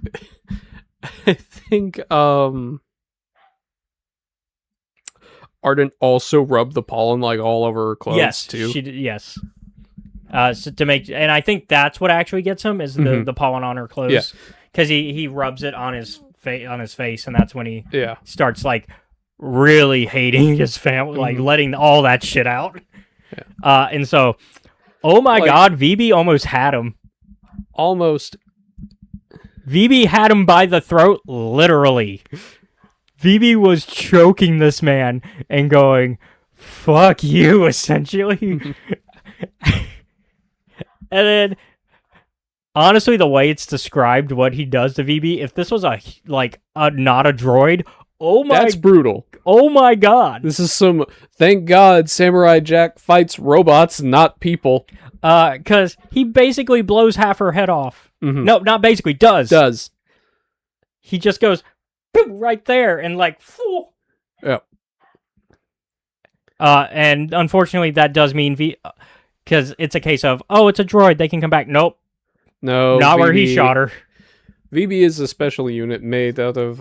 She is a Franken robot. Well, and the processor is there. Yeah. That's the big key part, is that the processor is there, which has all the memories and stuff that would make a droid who they are over time. Yep. So, unfortunately, yes, this is a permadeath. Yep. VB is also, and just for extra sad points, been acting as a surrogate mom to Ardent.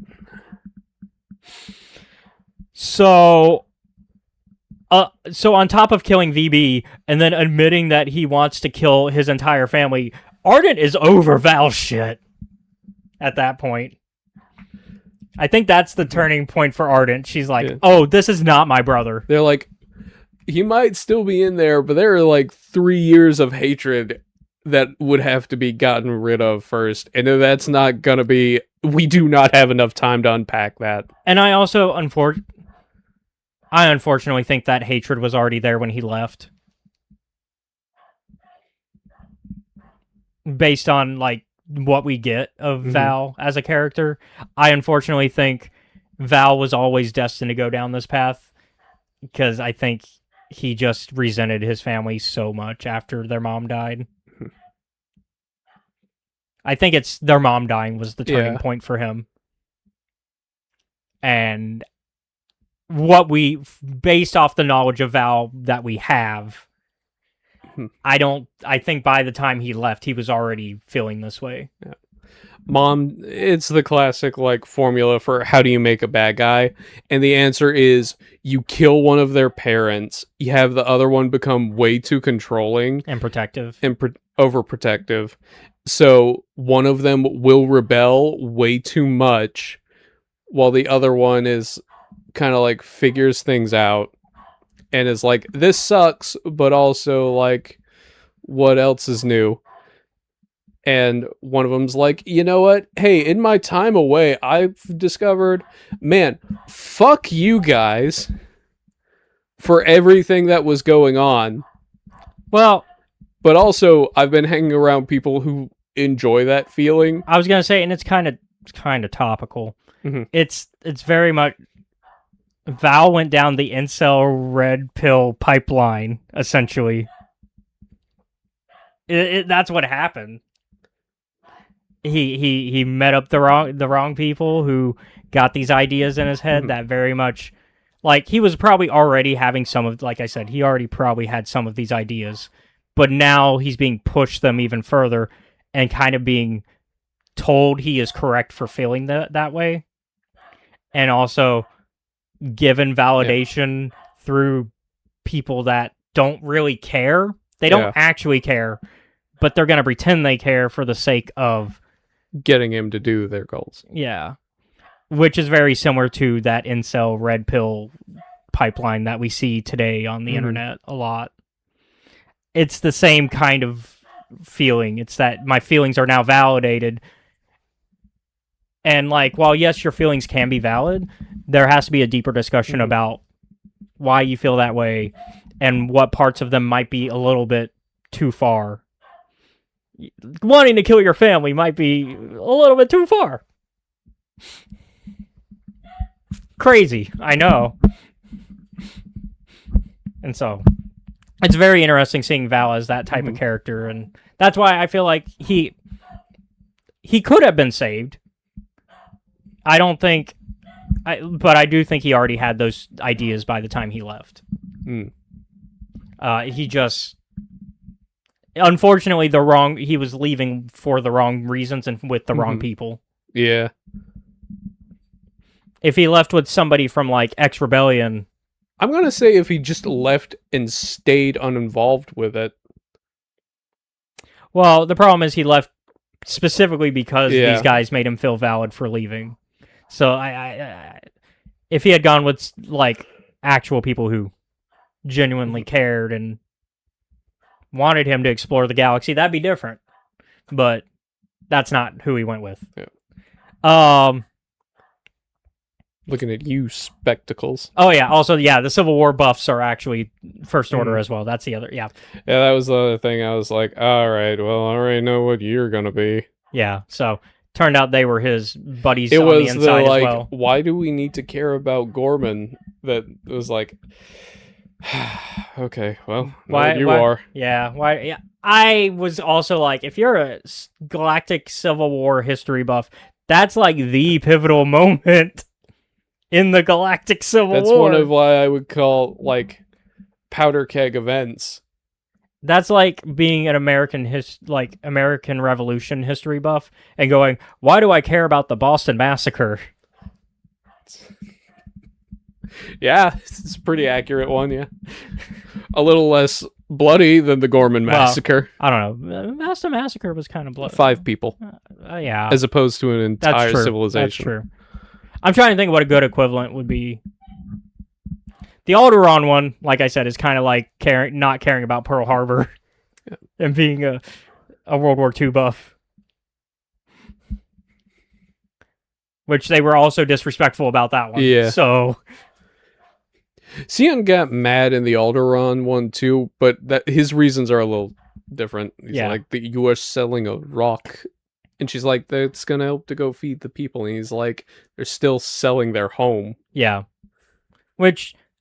Both are not wrong for their... Yeah. It comes down to, are the Alderanians doing this, or are you doing this? Yeah. That's what I think that argument was about. Yes. That was the Alderanian argument.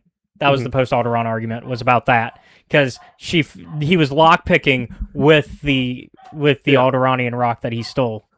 And she was like, you stole that. And he's like, you were selling them. So... who's the real thief? In this instance, still you, Sion, but... Both of y'all, kind of, but once again, it comes down to, were the Alderanians, were they wanting this, or do you do this? Yeah. And we don't know. We don't know the answer to that, really. Because it doesn't answer that question. No.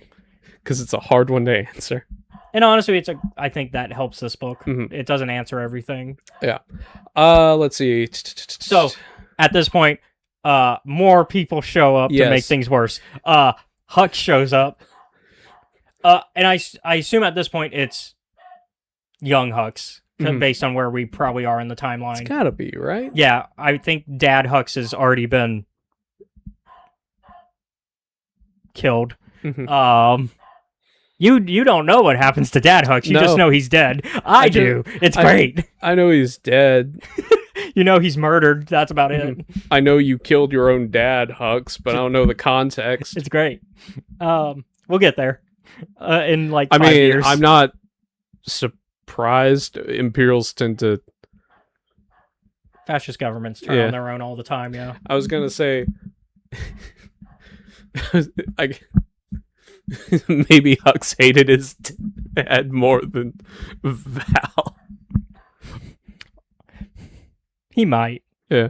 Considering Val's dad isn't dead. Not yet. Not yet. He'd certainly like to try. I think the only reason that Val didn't kill his dad is because he knew that would just be... when they catch Ardent, then Ardent won't work with him at all. But she still doesn't work with him. Yeah. So Hux comes in along with Kylo Ren. That mask looks ugly. I was listening. I was telling you this, but no. So I listened to the audiobook. I read it. He read it, and I was listening. I was finishing it this morning, and I got to that scene this morning as I was like walking around and having my coffee, and I I get to that point, and she goes, "Your mask is ugly." And you probably wear because you. It's probably because you're ugly too. And I just broke. I couldn't help but actually chuckle at that. It is such a tense scene where it's like you're not prepared for the like 5-year-old insult of "you're ugly." It's also funny imagining somebody calling Adam Driver ugly, because Adam Driver is objectively a good-looking like person. Like, I think we can objectively say that. I don't think that like there is not a this is very objective. Adam Driver is a objectively good-looking human being. I was just thinking, I'm like, you haven't seen. You're in a galaxy far, far away, and a long, long time ago. You haven't seen the Ben Swole. Well, and I think the Adam Driver thing is very similar to like the Ryan Reynolds. Like, even if you're not bi or gay, we can all admit, he is objectively a good-looking person. I think it's also because Adam Driver's, he's military trained, and in terms of the muscle part, but in terms of face, he's also got a pretty good face. I think when he was younger, it doesn't quite always work out, because I've seen his military photo where he had the big ears kind of didn't work for him with the no hair, because military cut, but. Once he got his hair back, then he... anyway, it was a very funny moment. I was just caught off guard. I was like... It's so silly in the context of, like, you're gonna die, lady. Yeah, because in this context, it's Kylo Ren is threatening her, probing her mind to get, like, he's doing the mind thing from Force Awakens, where he's trying to, like, dig to get her memories of where the lightsaber is. And then on top of that, Val just openly admitted, because of the pollen, that he wants to murder everybody in his family, including her. Like, not a great day. No, it is not. Also, some of the roughest moments for Ardent are like her going through, and she's like, you know what, maybe just this one time it'll work, and she's like, damn, I guess I wasn't chosen for this. I'm like, oh girl, not a good call. But man, Kylo Ren be creeping in people's memories. Me and Kiari had a discussion about, not necessarily like Jedi, but about telepath characters in general, called Don't. I assume this is because of a specific movie that came out recently. Obsession? No. A certain Marvel film that came out recently. Yeah, I'm a little bit yes and a little bit no, because we were thinking about it, and we were like, let's expand, because we've seen telepaths are dangerous. Yeah. But also, they're not always, like, it's not a case like, of... it'd be different if they were, like, a licensed therapist doing this to help you, right? Yeah. Most of them are not. They are, to be a little bit punny, morally gray.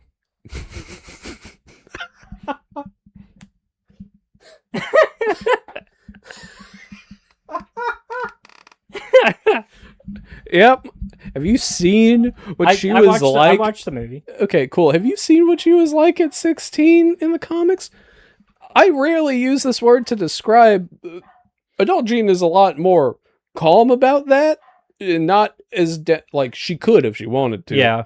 But she's a lot more gentle hands, as opposed to, what if I just fucking ripped your psyche in half? It's also unfortunate that the reason she's so calm is because somebody else was very not calm with her brain. Mm-hmm. Xavier. Yeah, he's got some stuff to answer for too. I will kind of defend her in Spider-Man though, because I don't know what's happened in Spider-Man. I think there's context there that makes, like, I don't think she is absolved 100%. It's that complicated thing of like, okay, well, we have to absolve her a little bit because she has to become good in future media, obviously. But also, Is there a thing that you're like, that is a hard line to walk back from? she almost crosses that line, and I think people think she did because there's a scene. Mm-hmm. You know what? We'll do a big spoiler alert thing here because Okay. we're going to talk Brand New Day. Spoiler alert for Brand New Day on our Star Wars podcast. I will pop that up again when we're done. She does a couple things. One, she goes into MJ's brain at one point and pretends to be MJ, and she kisses Peter as MJ to fuck with Peter, pretending that she remembered Peter all of a sudden. That's a rough one, dog. Hey, you saw the spoiler warning. You could have left.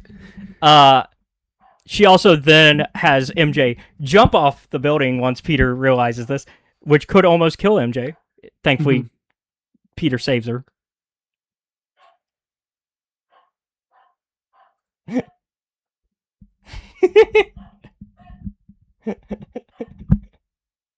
I love you, Zach. And then the other thing is she then takes over in one scene she's popping between a bunch of people and she jumps into one of the memories of one of them into one person and has them get hit by a car. But the reason I don't cross my line there is because at the end of the movie, during the final confrontation, Peter goes, "You haven't killed anybody yet," which implies that guy survived. Okay, but a lot of people are using the car one specifically to be like, "Oh no, she murdered people." Oh no! For me, I don't think that murder is the problem. We don't know if that person's like paralyzed for life. That's a really close one, MJ. You were like skirting the edge. Yeah, so Jean is definitely like skirting that edge. MJ. Yeah. MJ, who has done nothing wrong, Jean except maybe forget her boyfriend because of a deal with the devil, and that's not her fault. So no blame there. I put Brand New Day. He hasn't seen it yet. That's why I have not. That's why I'm having to explain it. But Brand New Day, I put as my favorite Spider-Man film right now. Mm-hmm. Okay. So it's up there. Yeah. Anyways, I will put the spoiler warning thing so y'all know we're done. For those who... But yeah, telepaths are dangerous. If someone has telepathic abilities, invest in, I don't know, getting things to keep them from reading your shit. Anyways, for those who didn't want... mind blank spell. Learn that. Those who didn't want spoilers, we are done talking about Brand New Day. So yes. So I try to be a little open about that because I don't think... Also because of her reasons for what she does. Okay. Anyways, because there are other characters and other Marvel stuff that we forgive all the fucking time for their bullshit. Tony Stark. Yeah, no, Stark, you cause too many of your own problems. We give way too much leniency to Mr. Stark. Yeah. Anyways. Mr. I've successfully privatized world peace. No, the fuck you didn't. Let's get back to this book, though. So, Kylo Ren, probing minds. Being weird. Stopping to watch her little makeout session with Sheehan, by the way. Kylo is confused by romance. Kylo, I don't get it. But yeah, like, he's like, romance. What is this? Even like 3 or 4 years from now, he's not gonna get it. And so eventually he sees that she lied a little bit about because she's like, we traded the lightsaber to the Jawas. And he's like, oh, you tried, you didn't really do that. All right. She gave a half truth, which I think she had to because of the pollen thing. Yeah. Because she was like, I think she also has some of the pollen on her, so she had to half truth it. Well, yeah, if it's on her clothes. Yeah. So she had to half truth it her way out of that. Additional context for those of you just tuning in: the pollen on the planet of Alicor works basically like a truth serum. Yeah. If you breathe it, if you drink it, you do anything with it, you tell the truth. And so, yeah. So then so at this point, Val shows up. Mhm. Or Sheehan shows up. Sorry. Yeah, Val's already there. Sheehan shows up. Val Sheehan shows up because he didn't want to leave her behind. Yeah, fuck. He's like, I love her. I can't leave her. Yep. So he comes back to Which save was the day. not the plan. No. And it also almost fucks the plan. Mhm. Because then Kylo does get the lightsaber. Yep. He's like, oh, this is not the lightsaber I wanted, actually. Yeah. He does basically, by the way, Cian tries to run him over with the ship. He does the equivalent of, how about I hit you with this car? Doesn't work out for Cian. To be fair. It's a good plan. It's a plan that has literally been done in one of our games. Mhm. The B9 being dropped on Revan. Literally same plan. Yep. Just bigger. When it works, it works. And Unfortunately, the Star Stall is not that big of a ship. So, Kylo's like, what if I caused you to crash? yeah. Because I can do that. Yeah. And Cian's like, well, that didn't go. Hey, what if I give you this fucking thing you've been looking for? Here you go. This is not the thing I wanted. Crush. I'm so angry about it. Well, this is also pre Force Awakens Kylo, so he is definitely still temper tantrumy Mm-hmm. at this point. He kind of stops being temper tantrumy and never. No, he's always throwing one. And so this is peak like young adult Kylo. Motherfucker. And the reason they want the lightsaber is explained to us. Mhm. It's basically to prove that Luke is dead, Yeah. or at least fucked off. Mm-hmm. And so they want basically his lightsaber so they can basically PR campaign and Yeah. go, look, Luke isn't gonna save y'all. Not this time. No more heroes for you. So they basically want to pull a PR campaign Mhm. about it. So that way, if they crush the hope in the galaxy, it's easier for them to take over. Because once again, hope is a big Mhm. part of Star Wars. And then the Queen of Naboo and her crew show up to save everybody. And so everybody else, the First Order's like, well, fuck, we gotta get out of here. Okay, new plan. I guess we're fighting now. Yeah. Kylo. Huck says, fuck this. Yep. Kylo's like, I'm just gonna leave, I Yeah, guess. Hux and Kylo say, Because fuck this. who's gonna fucking stop me? Yeah. And Val's like, I should probably go with, the fascist. And Hux is like, no the fuck you're not. You're gonna stay here and clean up your mess. I basically see the way I imagine that is like they're boarding the ramp. He turns around and he does the little point shove, Mhm. and he's just point shoving them off the ramp. It's like, you got your squad? Figure it out. This is your family, your mess. Mhm. Doesn't go well for Val. Val is missing at the end of this book. Yeah. The rest of the family probably not in a very talkative mood. At least with him. So thankfully everybody else makes it out. Yay! They have a little party as they because they end up having to have Ardent wayfind, and she wayfinds to Endor. Yep. And manages to get everybody out of there.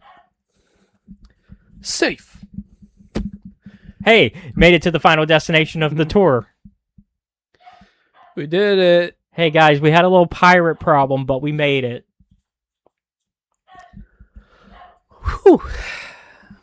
Calling the First Order a pirate problem is kind of underplaying them, but Maz Kanata, I'm the only pirate here. and I'm a good pirate. I'm a real pirate. And so You can tell from all the treasure I borrowed permanently. It's not stealing, it's permanent borrowing. Also, I'm a pirate queen. Mhm. Have my own planet. If I say I'm a pirate, I'm the queen of pirates. Who's gonna argue with me? Not Derek. I shot his eye out. That's a miscellaneous detail that's not relevant to the plot at all. Also, originally, Arden thinks Derek and Maz were like ex-lovers. It's Yep. funny. It's funny. And he goes, "Nah, it's worse. She's my boss." And is Derek the one that... Derek is the one that has a crush on Hansafred. Yeah, that's what I thought. That isn't reciprocated. But they're good friends still. They are good friends. Because at the end of the book, they're seen hanging out closely at the party. Yep. Like, Derek knows what the situation is. He's not being led on by Hansafred. Yeah. So they end up partying on Endor. Yep. Because where else do you party? The Ewoks know how to party. Mhm. You get Yub Nub. Mhm. You get celebration music, the celebration song. Although most people prefer Yub Nub. Mhm. So you get Stormtrooper meat. If you're all right with that, I guess. Yeah, If or if you don't know. if you're human, you probably shouldn't be for some health reasons. But they so anyways, everybody, this is where the book kind of wraps up. Yeah. And kind of if I will say this might be the weakest part of the book because it does the Lord of the Rings thing where it just kind of has like 5 endings. Yeah. We get like some closure with Hansafred and Ardent where Hansafred's like, "Hey, I do actually want you to go explore the galaxy." Yeah. Also, we can't use the ship anyway. Yeah, because now we gotta. Our names are bigger than they were before, and they're now tied to being chased by the First Order. So, Yep. Oh, Leia shows up. oh yeah, Leia shows up to help. She save... bought out the bounty on Cian and Ardent because Yeah. it's a false bounty, and she's like, "I'll just fucking pay it." Yeah. And so she pays it out, and then she also is like, she recruits Hansford back into the Resistance because she's like, you can't use your ship for anything else. You might as well use it to help us. Mhm. And so then they, on top of that, we get a little bit of closure with Ardent and Sheehan, where they kind of just admit their feelings and all that good stuff again. And Ardent's like, I'm going to go with you. We're going to go anywhere. Well, good news. You don't have to just go anywhere because Maz is there to give you some guidance. Yep. Because Maz is like, I recognize that lightsaber. And they're like, he's like, "It's just a broken lightsaber. It's a hunk of junk now." Yeah. Like, look, he that scary guy crushed it. You fucking broke it. Do you know how strong you have to be to just be like, fuck it? It messed up the Kyber. Yeah. She's like, well, I know a guy who can fix that. Mhm. I also know where it came from, so you can bring it back. I also knew your mentor. yes. I knew Alacor. We had a very similar piratical philosophy. Yeah. Which I now don't think piratical is a word. Yeah. And so Maz is like, this was in fact a Luke Skywalker lightsaber. It's just not the one that monster was looking for. Yeah. Fortunately, thank God. Yeah. Which is hilarious because Moss is on the ship. No, and actually almost like when they revealed it was a Luke, like when Sheehan tells Ardent, yeah, I know a guy who knows a guy who knows a guy, a guy who knows a guy. Yeah. Yeah, welcome to being Maz Kanata, Pirate Queen. I almost thought this was going to be part of the explanation of how did the lightsaber get to Maz? But no. No. Because like when Sheehan told Ardent that, hey, this is actually Luke Skywalker's lightsaber, I was like, oh, is this the blue lightsaber? And are they explaining how it got to Maz's castle? Because Maz is on the ship, so that makes sense that they gave it to Maz and she kept it safe. No. Nope. Nope, this is the yellow lightsaber from the comics, not the blue lightsaber. However, it is very funny to think that Val went like maybe 1 or 2 floors up on the ship. He would have found the one that he's looking for. I don't think that she actually she's not brought it carrying with it her, around. because why would she? I don't think she's carrying it around. It's just hanging out at the castle still in the basement. Yep. It's very funny. They never think they look in Takadana Castle. Yep. But the itinerary is not going to Takadana, because why would it? Well, yeah, because it's not important to the Galactic Civil War. Yep. But no, it's very funny. The First Order never thinks to look there, and then it was there the whole time. Yep. And then some scavenger gets a hold of it. Some wannabe pirate queen apprentice. No, it's not even that. Talking about Rey. Yeah, I'm talking about Rey. Yeah. She starts off as some scavenger on Jakku. What are pirates at the end of the day? They're just scavengers on a bigger scale. Scavenging, though, implies after the dust has settled. Pirates, Pirates usually get things after dust is settled. no, they steal things while making the dust. Eh. To be fair, I think a fight is called a dust up sometimes. because like pirates steal stuff while causing the mess. They just also happen to steal stuff after the mess they've created. Usually, scavengers don't create the mess themselves. I guess that's the distinction. That's like saying, "Oh, a vulture is just another murderous bird." No, they eat after the thing is murdered. They don't kill the thing that. They're not predators, they're scavengers. Pirates are predators, not scavengers. Mm-hmm. There we go. That's a good way of... Yep. So... Yes, Maz is like, I know where that lightsaber came from. It's this temple on Tempe, which is where we saw Luke grab it in the comic. That's where he goes to where he finds the Jedi Temple Guard lightsaber. So... That way he can replace his blue one. Yep. We talked about that comic. I still don't know how he lost the blue one. Empire Strikes Back, buddy. Oh, God. Right, his hand gets cut off. Sorry, I don't know why my mind blanked. Empire Strikes Back happens. Actually, no, I know why my mind blanked. I'm operating on 3 hours and like 45 minutes of sleep. Empire Strikes Back happened. Yeah, his dad was an asshole. He's like, I lost my hand. It's tradition at this point. Hey, Kylo, maybe if you cut off one of your hands, you'd fight better. That's a hot take. I mean, it worked for Jaime Lannister. No, it didn't. Eventually? No. He became a really good fighter. It was, degraded. I'm joking. I'm pissing some people off. It's called rage bait. Well... It almost got you. Almost. You know what? Yeah, it did. Well, you're like, wait a minute. You know what? Hot take, Lannisters can't fight. Ever. To be fair, Tyrion doesn't try. Well, Tyrion's small. Not his fault. He uses his words. He probably would be a good one if he was, like, normal-sized, you know? Nobody would see him coming, though, at the height he's at, though. Yeah. I mean, he did kill a man with a shield. He'll be unstoppable with an axe. He also killed his own dad. Yeah. He's got the highest kill count of a Lannister I've seen.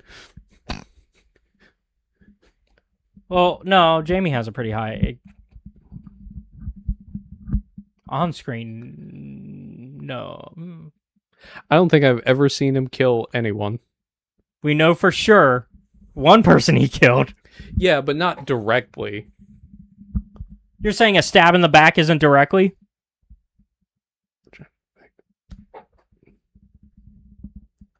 The Mad King. Oh, yeah, that's one. The biggest one. That's the biggest one. Tyrion's still beating him out, though. Going, I don't think Jaime Lannister has killed anybody. I'm like... Comparing I'm just like, what do you mean hasn't killed anybody? Compared to his own family, Tyrion is still going strong with a solid number of 2 people directly. Yeah. And I guess 4 indirectly. Yeah, you're like, Jaime's indirectly. I'm like, no, the biggest kill he's got is pretty direct. Sure, it's a stab in the back, but that's still pretty direct. And we do actually see it on screen because flashbacks. I think I'm just counting straight up fights in my head. I'm not really... That's fair. Yeah. And then I guess if we're doing indirects, then Ned is an indirect. Yeah. So that's 2 to 5. Yeah. Anyways, there's probably Sorry, more. we got There's distracted. probably more I need to rewatch the show, which I might do after. Yeah, number 1 Star Wars podcast about Game of Thrones. Yeah. Yep. Oh, technically 3. That one random guy in a desert for Jamie. Yeah. Not sure if that counts. Probably does. We'll count. It does count, actually, if I'm counting that one guy that Tyrion kills with a shield. Yeah. Anyways, as for this book, Yeah. though, Maz gives them the initiative to go, hey, I also know a guy who can repair the crystal. He's over at that Black Spire outpost. You know, that thing that's the Disney park. Mhm. You gotta go to the Disney park. Yep. Which, Have we as a group read anything Black Spire Outpost together? Maybe? It feels like we have, but I don't remember. I know we did the Halcyon thing, which was the hotel that died. Mhm. Have we done one for the park? I don't think we have. I don't think we've done a Black Spire Outpost one yet. It feels like it I should know- be on the list. Well, I know for sure this year we are, because we're doing the one because now they're introducing Black Spire Outpost into the original trilogy setting. They're putting original trilogy characters at the park. So I know for sure we are in a few weeks, but I don't know if we have read anything else Black Spire. Thrawn mentions Batu Mhm. in a lot in Chaos Rising. Because we get the Anakin Thrawn stuff where they do go to Batu.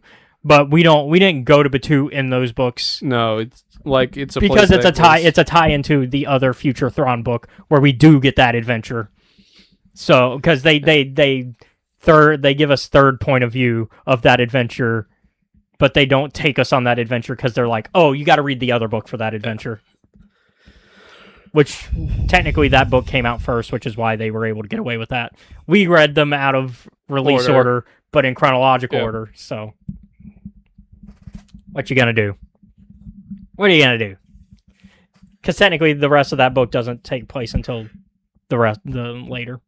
Because that book is about Thrawn realizing who Vader is. Because Thrawn is a smart man. Yep. Oh, God. Anyways. Emperor's right-hand man is Anakin Crash Out Skywalker. Okay. Fuck.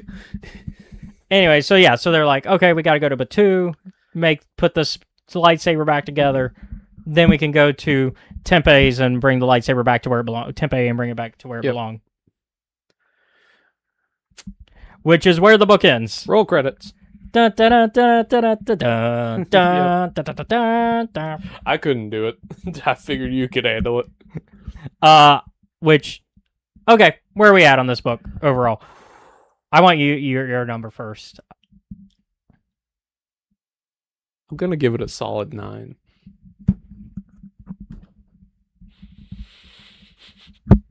Seth, you have been in my brain way too much this specific episode of the podcast.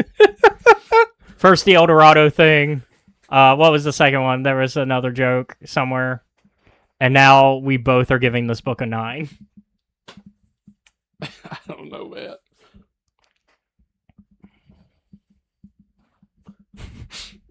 Spider Noir. So yeah.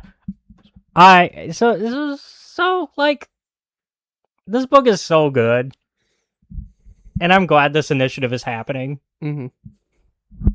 Because, the expanded universe did have stuff like this. It did have more of, we just experiment the fuck out of Star Wars. Which was good and bad. That's how you kind of led to people just not paying attention to canon anymore, and why expanded universe, as you read it, it's kind of...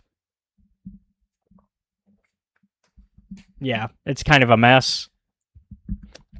Which is why Disney had to, go, not canon anymore. Mm-hmm.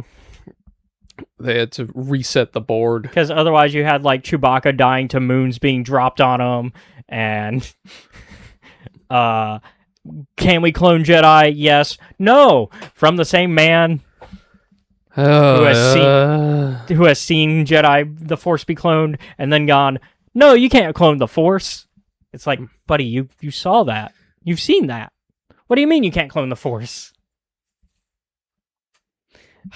And so, like, there's a reason even George Lucas went, like, during that time, the expanded universe stuff was not actually canon, because George Lucas did not ever consider it canon. Mm-hmm. Like, and so that's why anybody who's like, I miss the expanded universe canon, it's like, it was never canon. It was licensed. It was official content, but it was never canon. Right? Mm-hmm. Not to the same degree that we have now, where everything is canon, except for Visions and Lego stuff. But that's like, okay, that makes sense. And also, usually they're very clear when they're dropping something that's not canon. Usually, Lucasfilm will go, this isn't canon, just so you know. Usually they'll give us a heads up on that, right? So, like, and while you can still, at least with the Lego stuff, kind of headcanon some stuff. Same thing with some Visions episodes, but not all. Generally, we know what is and isn't canon. So, like, it's interesting. And so, having a book like this, great. I want to see more. I definitely want more of these characters, and I think they're definitely setting up for more, because they basically end with, and they go off on their next adventure. Adventure continues. Yeah, which they could never come back to these characters at all, and it's okay. Yeah. I would prefer to see more, but I'm not gonna be like, they never went back to Sheehan, and Yeah. they never resolved what happened to Luke's yellow lightsaber. Can we flip this back the other way? It's driving me nuts. Since we had to reverse it for Hangman. Yeah, we can bring him back. There we go.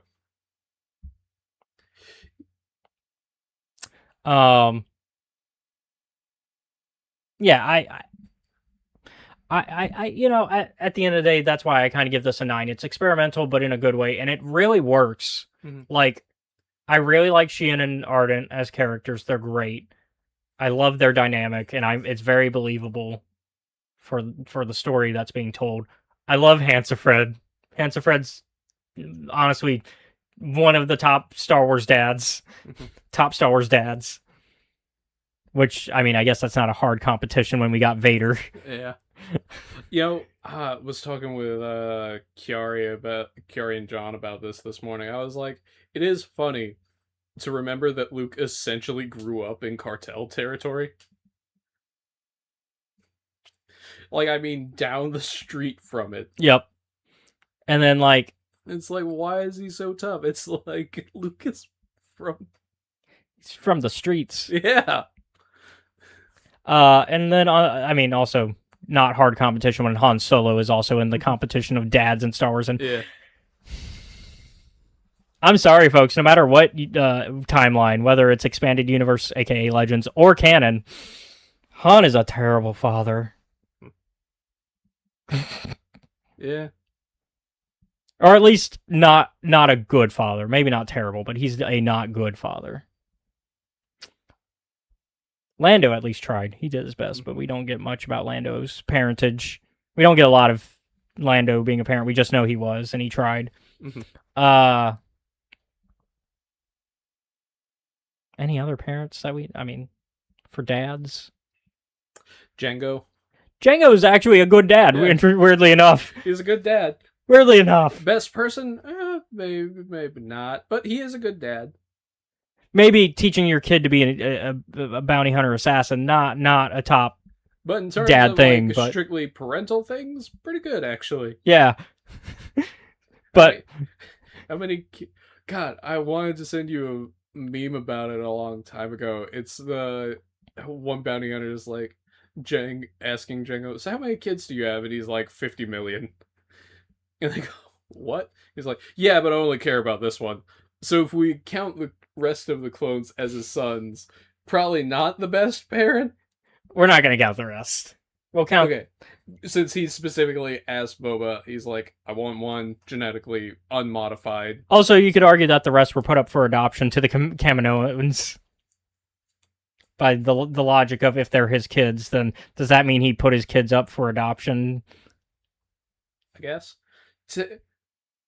I suppose we could technically go the Batchers are a good set of dads. Oh yeah. Well, I would. It's kind of Even though weird. that's- It's kind of weird seeing them as dads. They're just really good older brothers. Yeah. Who had to take on the role of parent. Anyways, Who else? we probably shouldn't continue this much longer. We are almost at 4:00. I'm gonna take one shot at not the Organa family. I was gonna say Belle's a good dad. What are we doing here? Mothma. The Well, husband Mothma. oh yeah, Perrin. Perrin's all. Not worse than Vader. Not worse than it gets hard to beat the low bar of being like, hey, watch your planet blow up, daughter. Watch me kill your actual dad, Yeah. the one who raised you, anyways. And your mom too, because presumably she's also Yeah, well, yeah, because I would assume for the most part, because we know that she didn't leave the planet often because of her health conditions. Yeah, she died too. The bar is on the floor.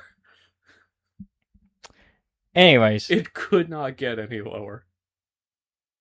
we're gonna get a couple weeks off, Yep. or we get next week off, but we come back in the week after because next week I am going to be at Geek Fest Sims 2026, where I will be playing as a vendor and selling my books and some of the stuff for the YouTube channel. So if you happen to be in Sims, Alabama next week, Mhm. I will be there from, I think it's like noon. It's like 11 to 6 or something like that. All right. I'll be selling my book, and also, there will be QR codes in case you don't want to buy anything that day, and maybe you want to pick up something later. So, thank you all, though, for watching today's episode of Escape Reality Star Wars Talk. If you really like our content, you can check out our Patreon, which is Escape Reality Films. Shout out to Jennifer Brantley. Yeah. You can also support us by becoming a member of our YouTube channel. Shout out to Pixie Nixie and her shared channel with Zach, the Goof Goblins. Yeah. Both the Patreon and YouTube memberships give you access to our content before they're released publicly on YouTube, as well as other extra goodies, including pages from my new comic book Super Worlds with amazing art by M Arts, where I have been adapting the short story Shadows of the Night from my Super Universe short story collection, which is one of the books you'll be able to get at Geek Fest next week. Also, the comic is actually almost done with adapting that story. The next page that we're releasing this upcoming week will be the halfway point of the first issue, which will be the last page of adapting Shadows of the Night. And then we will be adapting the next story as the other half of the first issue. So, almost done with issue 1. So, if you want to either catch up on reading then, or are already reading, hey, new pages. And so every other Wednesday for that. If you'd like to be a part of our community, you can also check out our Discord, which is linked wherever you are watching, and I'm sure Pixie already dropped it, or she's about to, knowing Pixie. Mhm. Shout out to our mod Pixie, by the way. Yep. Thank you. Go check out her content. She is a variety streamer. Yep. She just dropped her new her official VTuber Mhm. look, and it looks really great. It's really awesome. Let me do our little shout out thing on Twitch.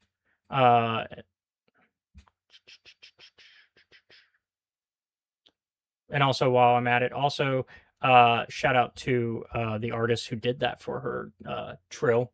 Mhm. Who is also a streamer. And Trill did a really good job with that. Yeah. I might have to find a way to hire her for something. I haven't figured out the right project for her. That's the only reason why I haven't reached out. One for the future. Yeah. Also, thank you everybody for coming and checking out. I want to shout out everybody who was here. I know Buttercup at some point was in and out. Shout out to Buttercup, our other fantastic mod, or as we like to say on here, our favorite mod. Shout out to Misfit of Melodic Mayhem, who on the YouTube side, who solved the Hangman. Yes. Shout out to... Oh, Trill's not taking any more comms. Okay, that actually works out right now for me. I'm not... She's Trill's over here, like, with her hand on fire. Yeah. Oh, okay. Well, then, even more reason to go check out Trill. Pixie, if you want to put that shout out into the chat for me, make sure to shout out her channel then. Whenever, I don't know if the timers on the mod end takes as long as it does on my end. And then, of course, shout out to our boy Rebel Yell 101, aka Jeff who was here as well, getting his Pokemon in earlier. Okay, 30 more seconds. And then who else can we shout out while we're waiting? Our friends over on YouTube. Yep. Hi, I'm Seth. Every other Sunday, you can catch me and some friends of ours over at the Steam Dungeon on YouTube playing Trials of Nebu, D&D 5e game. I have rejoined the game after taking some time away because life got a little busy, but now it's sort of stabilized a bit. And so, if you want to see more of me and our friends, check us out tomorrow, because I'm pretty sure we have a game tomorrow. So that the thing from a couple of weeks ago, like you were saying at the start of the episode, that's all kind of settled on scheduling. It's settled for That's now. good. That's good. I know it was a scheduling thing and stuff that we're not going to go into further, but yeah. So they had to schedule stuff. Yep. Okay, well, I'm glad that's worked out. And then there was something else that I mentioned at the start. Oh, other reason to go to the Discord. We do movie nights. So Thursday specifically, we're gonna have a fun one. So this week, definitely come check out this week, as Britt wanted everybody to watch Project Hail Mary. We will be doing that at 6 Central Time. So if you're not a part of the Discord yet, that's a good reason to join. We usually try to do stuff on Thursdays. We mix it up. We're almost done with Highlander. Yep. Entirely. You're not, because we got to go back for you. But Britt and I are almost done with Highlander entirely. I'm deciding what to do next. I'm in between a few options. Yep. One y'all know about. Actually, I've talked about both, but I think I'm not sure yet. I got disappointing news about one of the options. Oh yeah.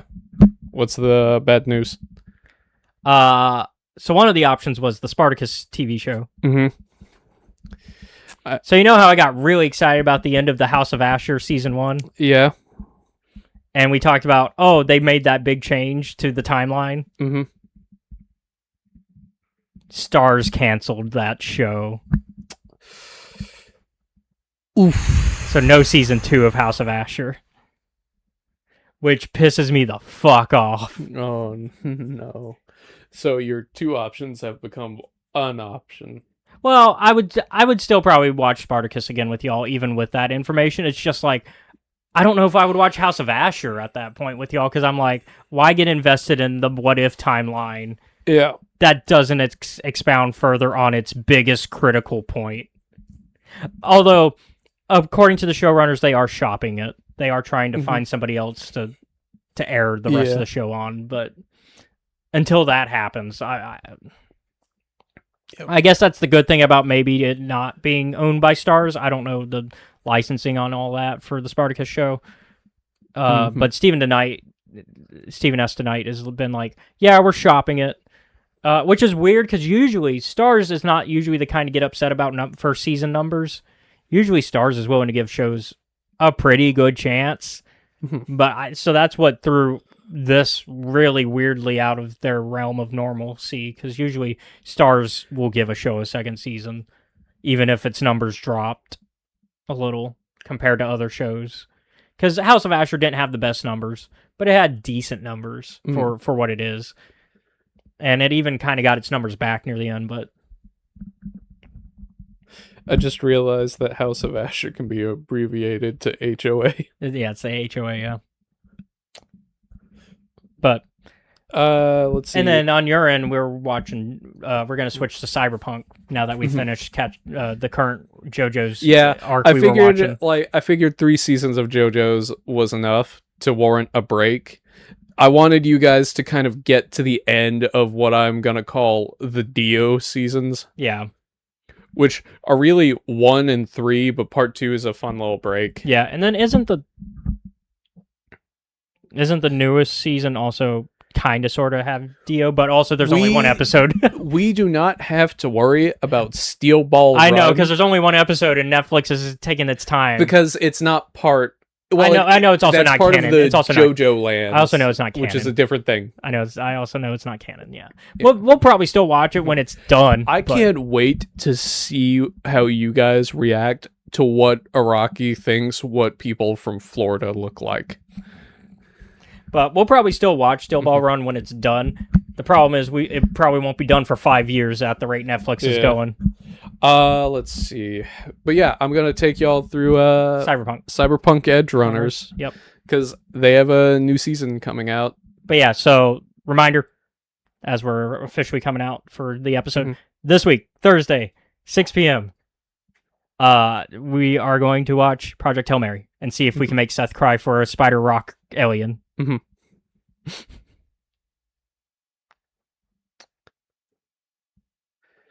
My current thought process is probably not. We'll see how well that holds up. But yeah, once again, though, thank you all for watching. Join us in 2 weeks for The Mandalorian and Grogu, Danger in the Dark, and maybe another thing. We'll see how we do. Yep. I've spoken. Y'all be safe out there. Bye.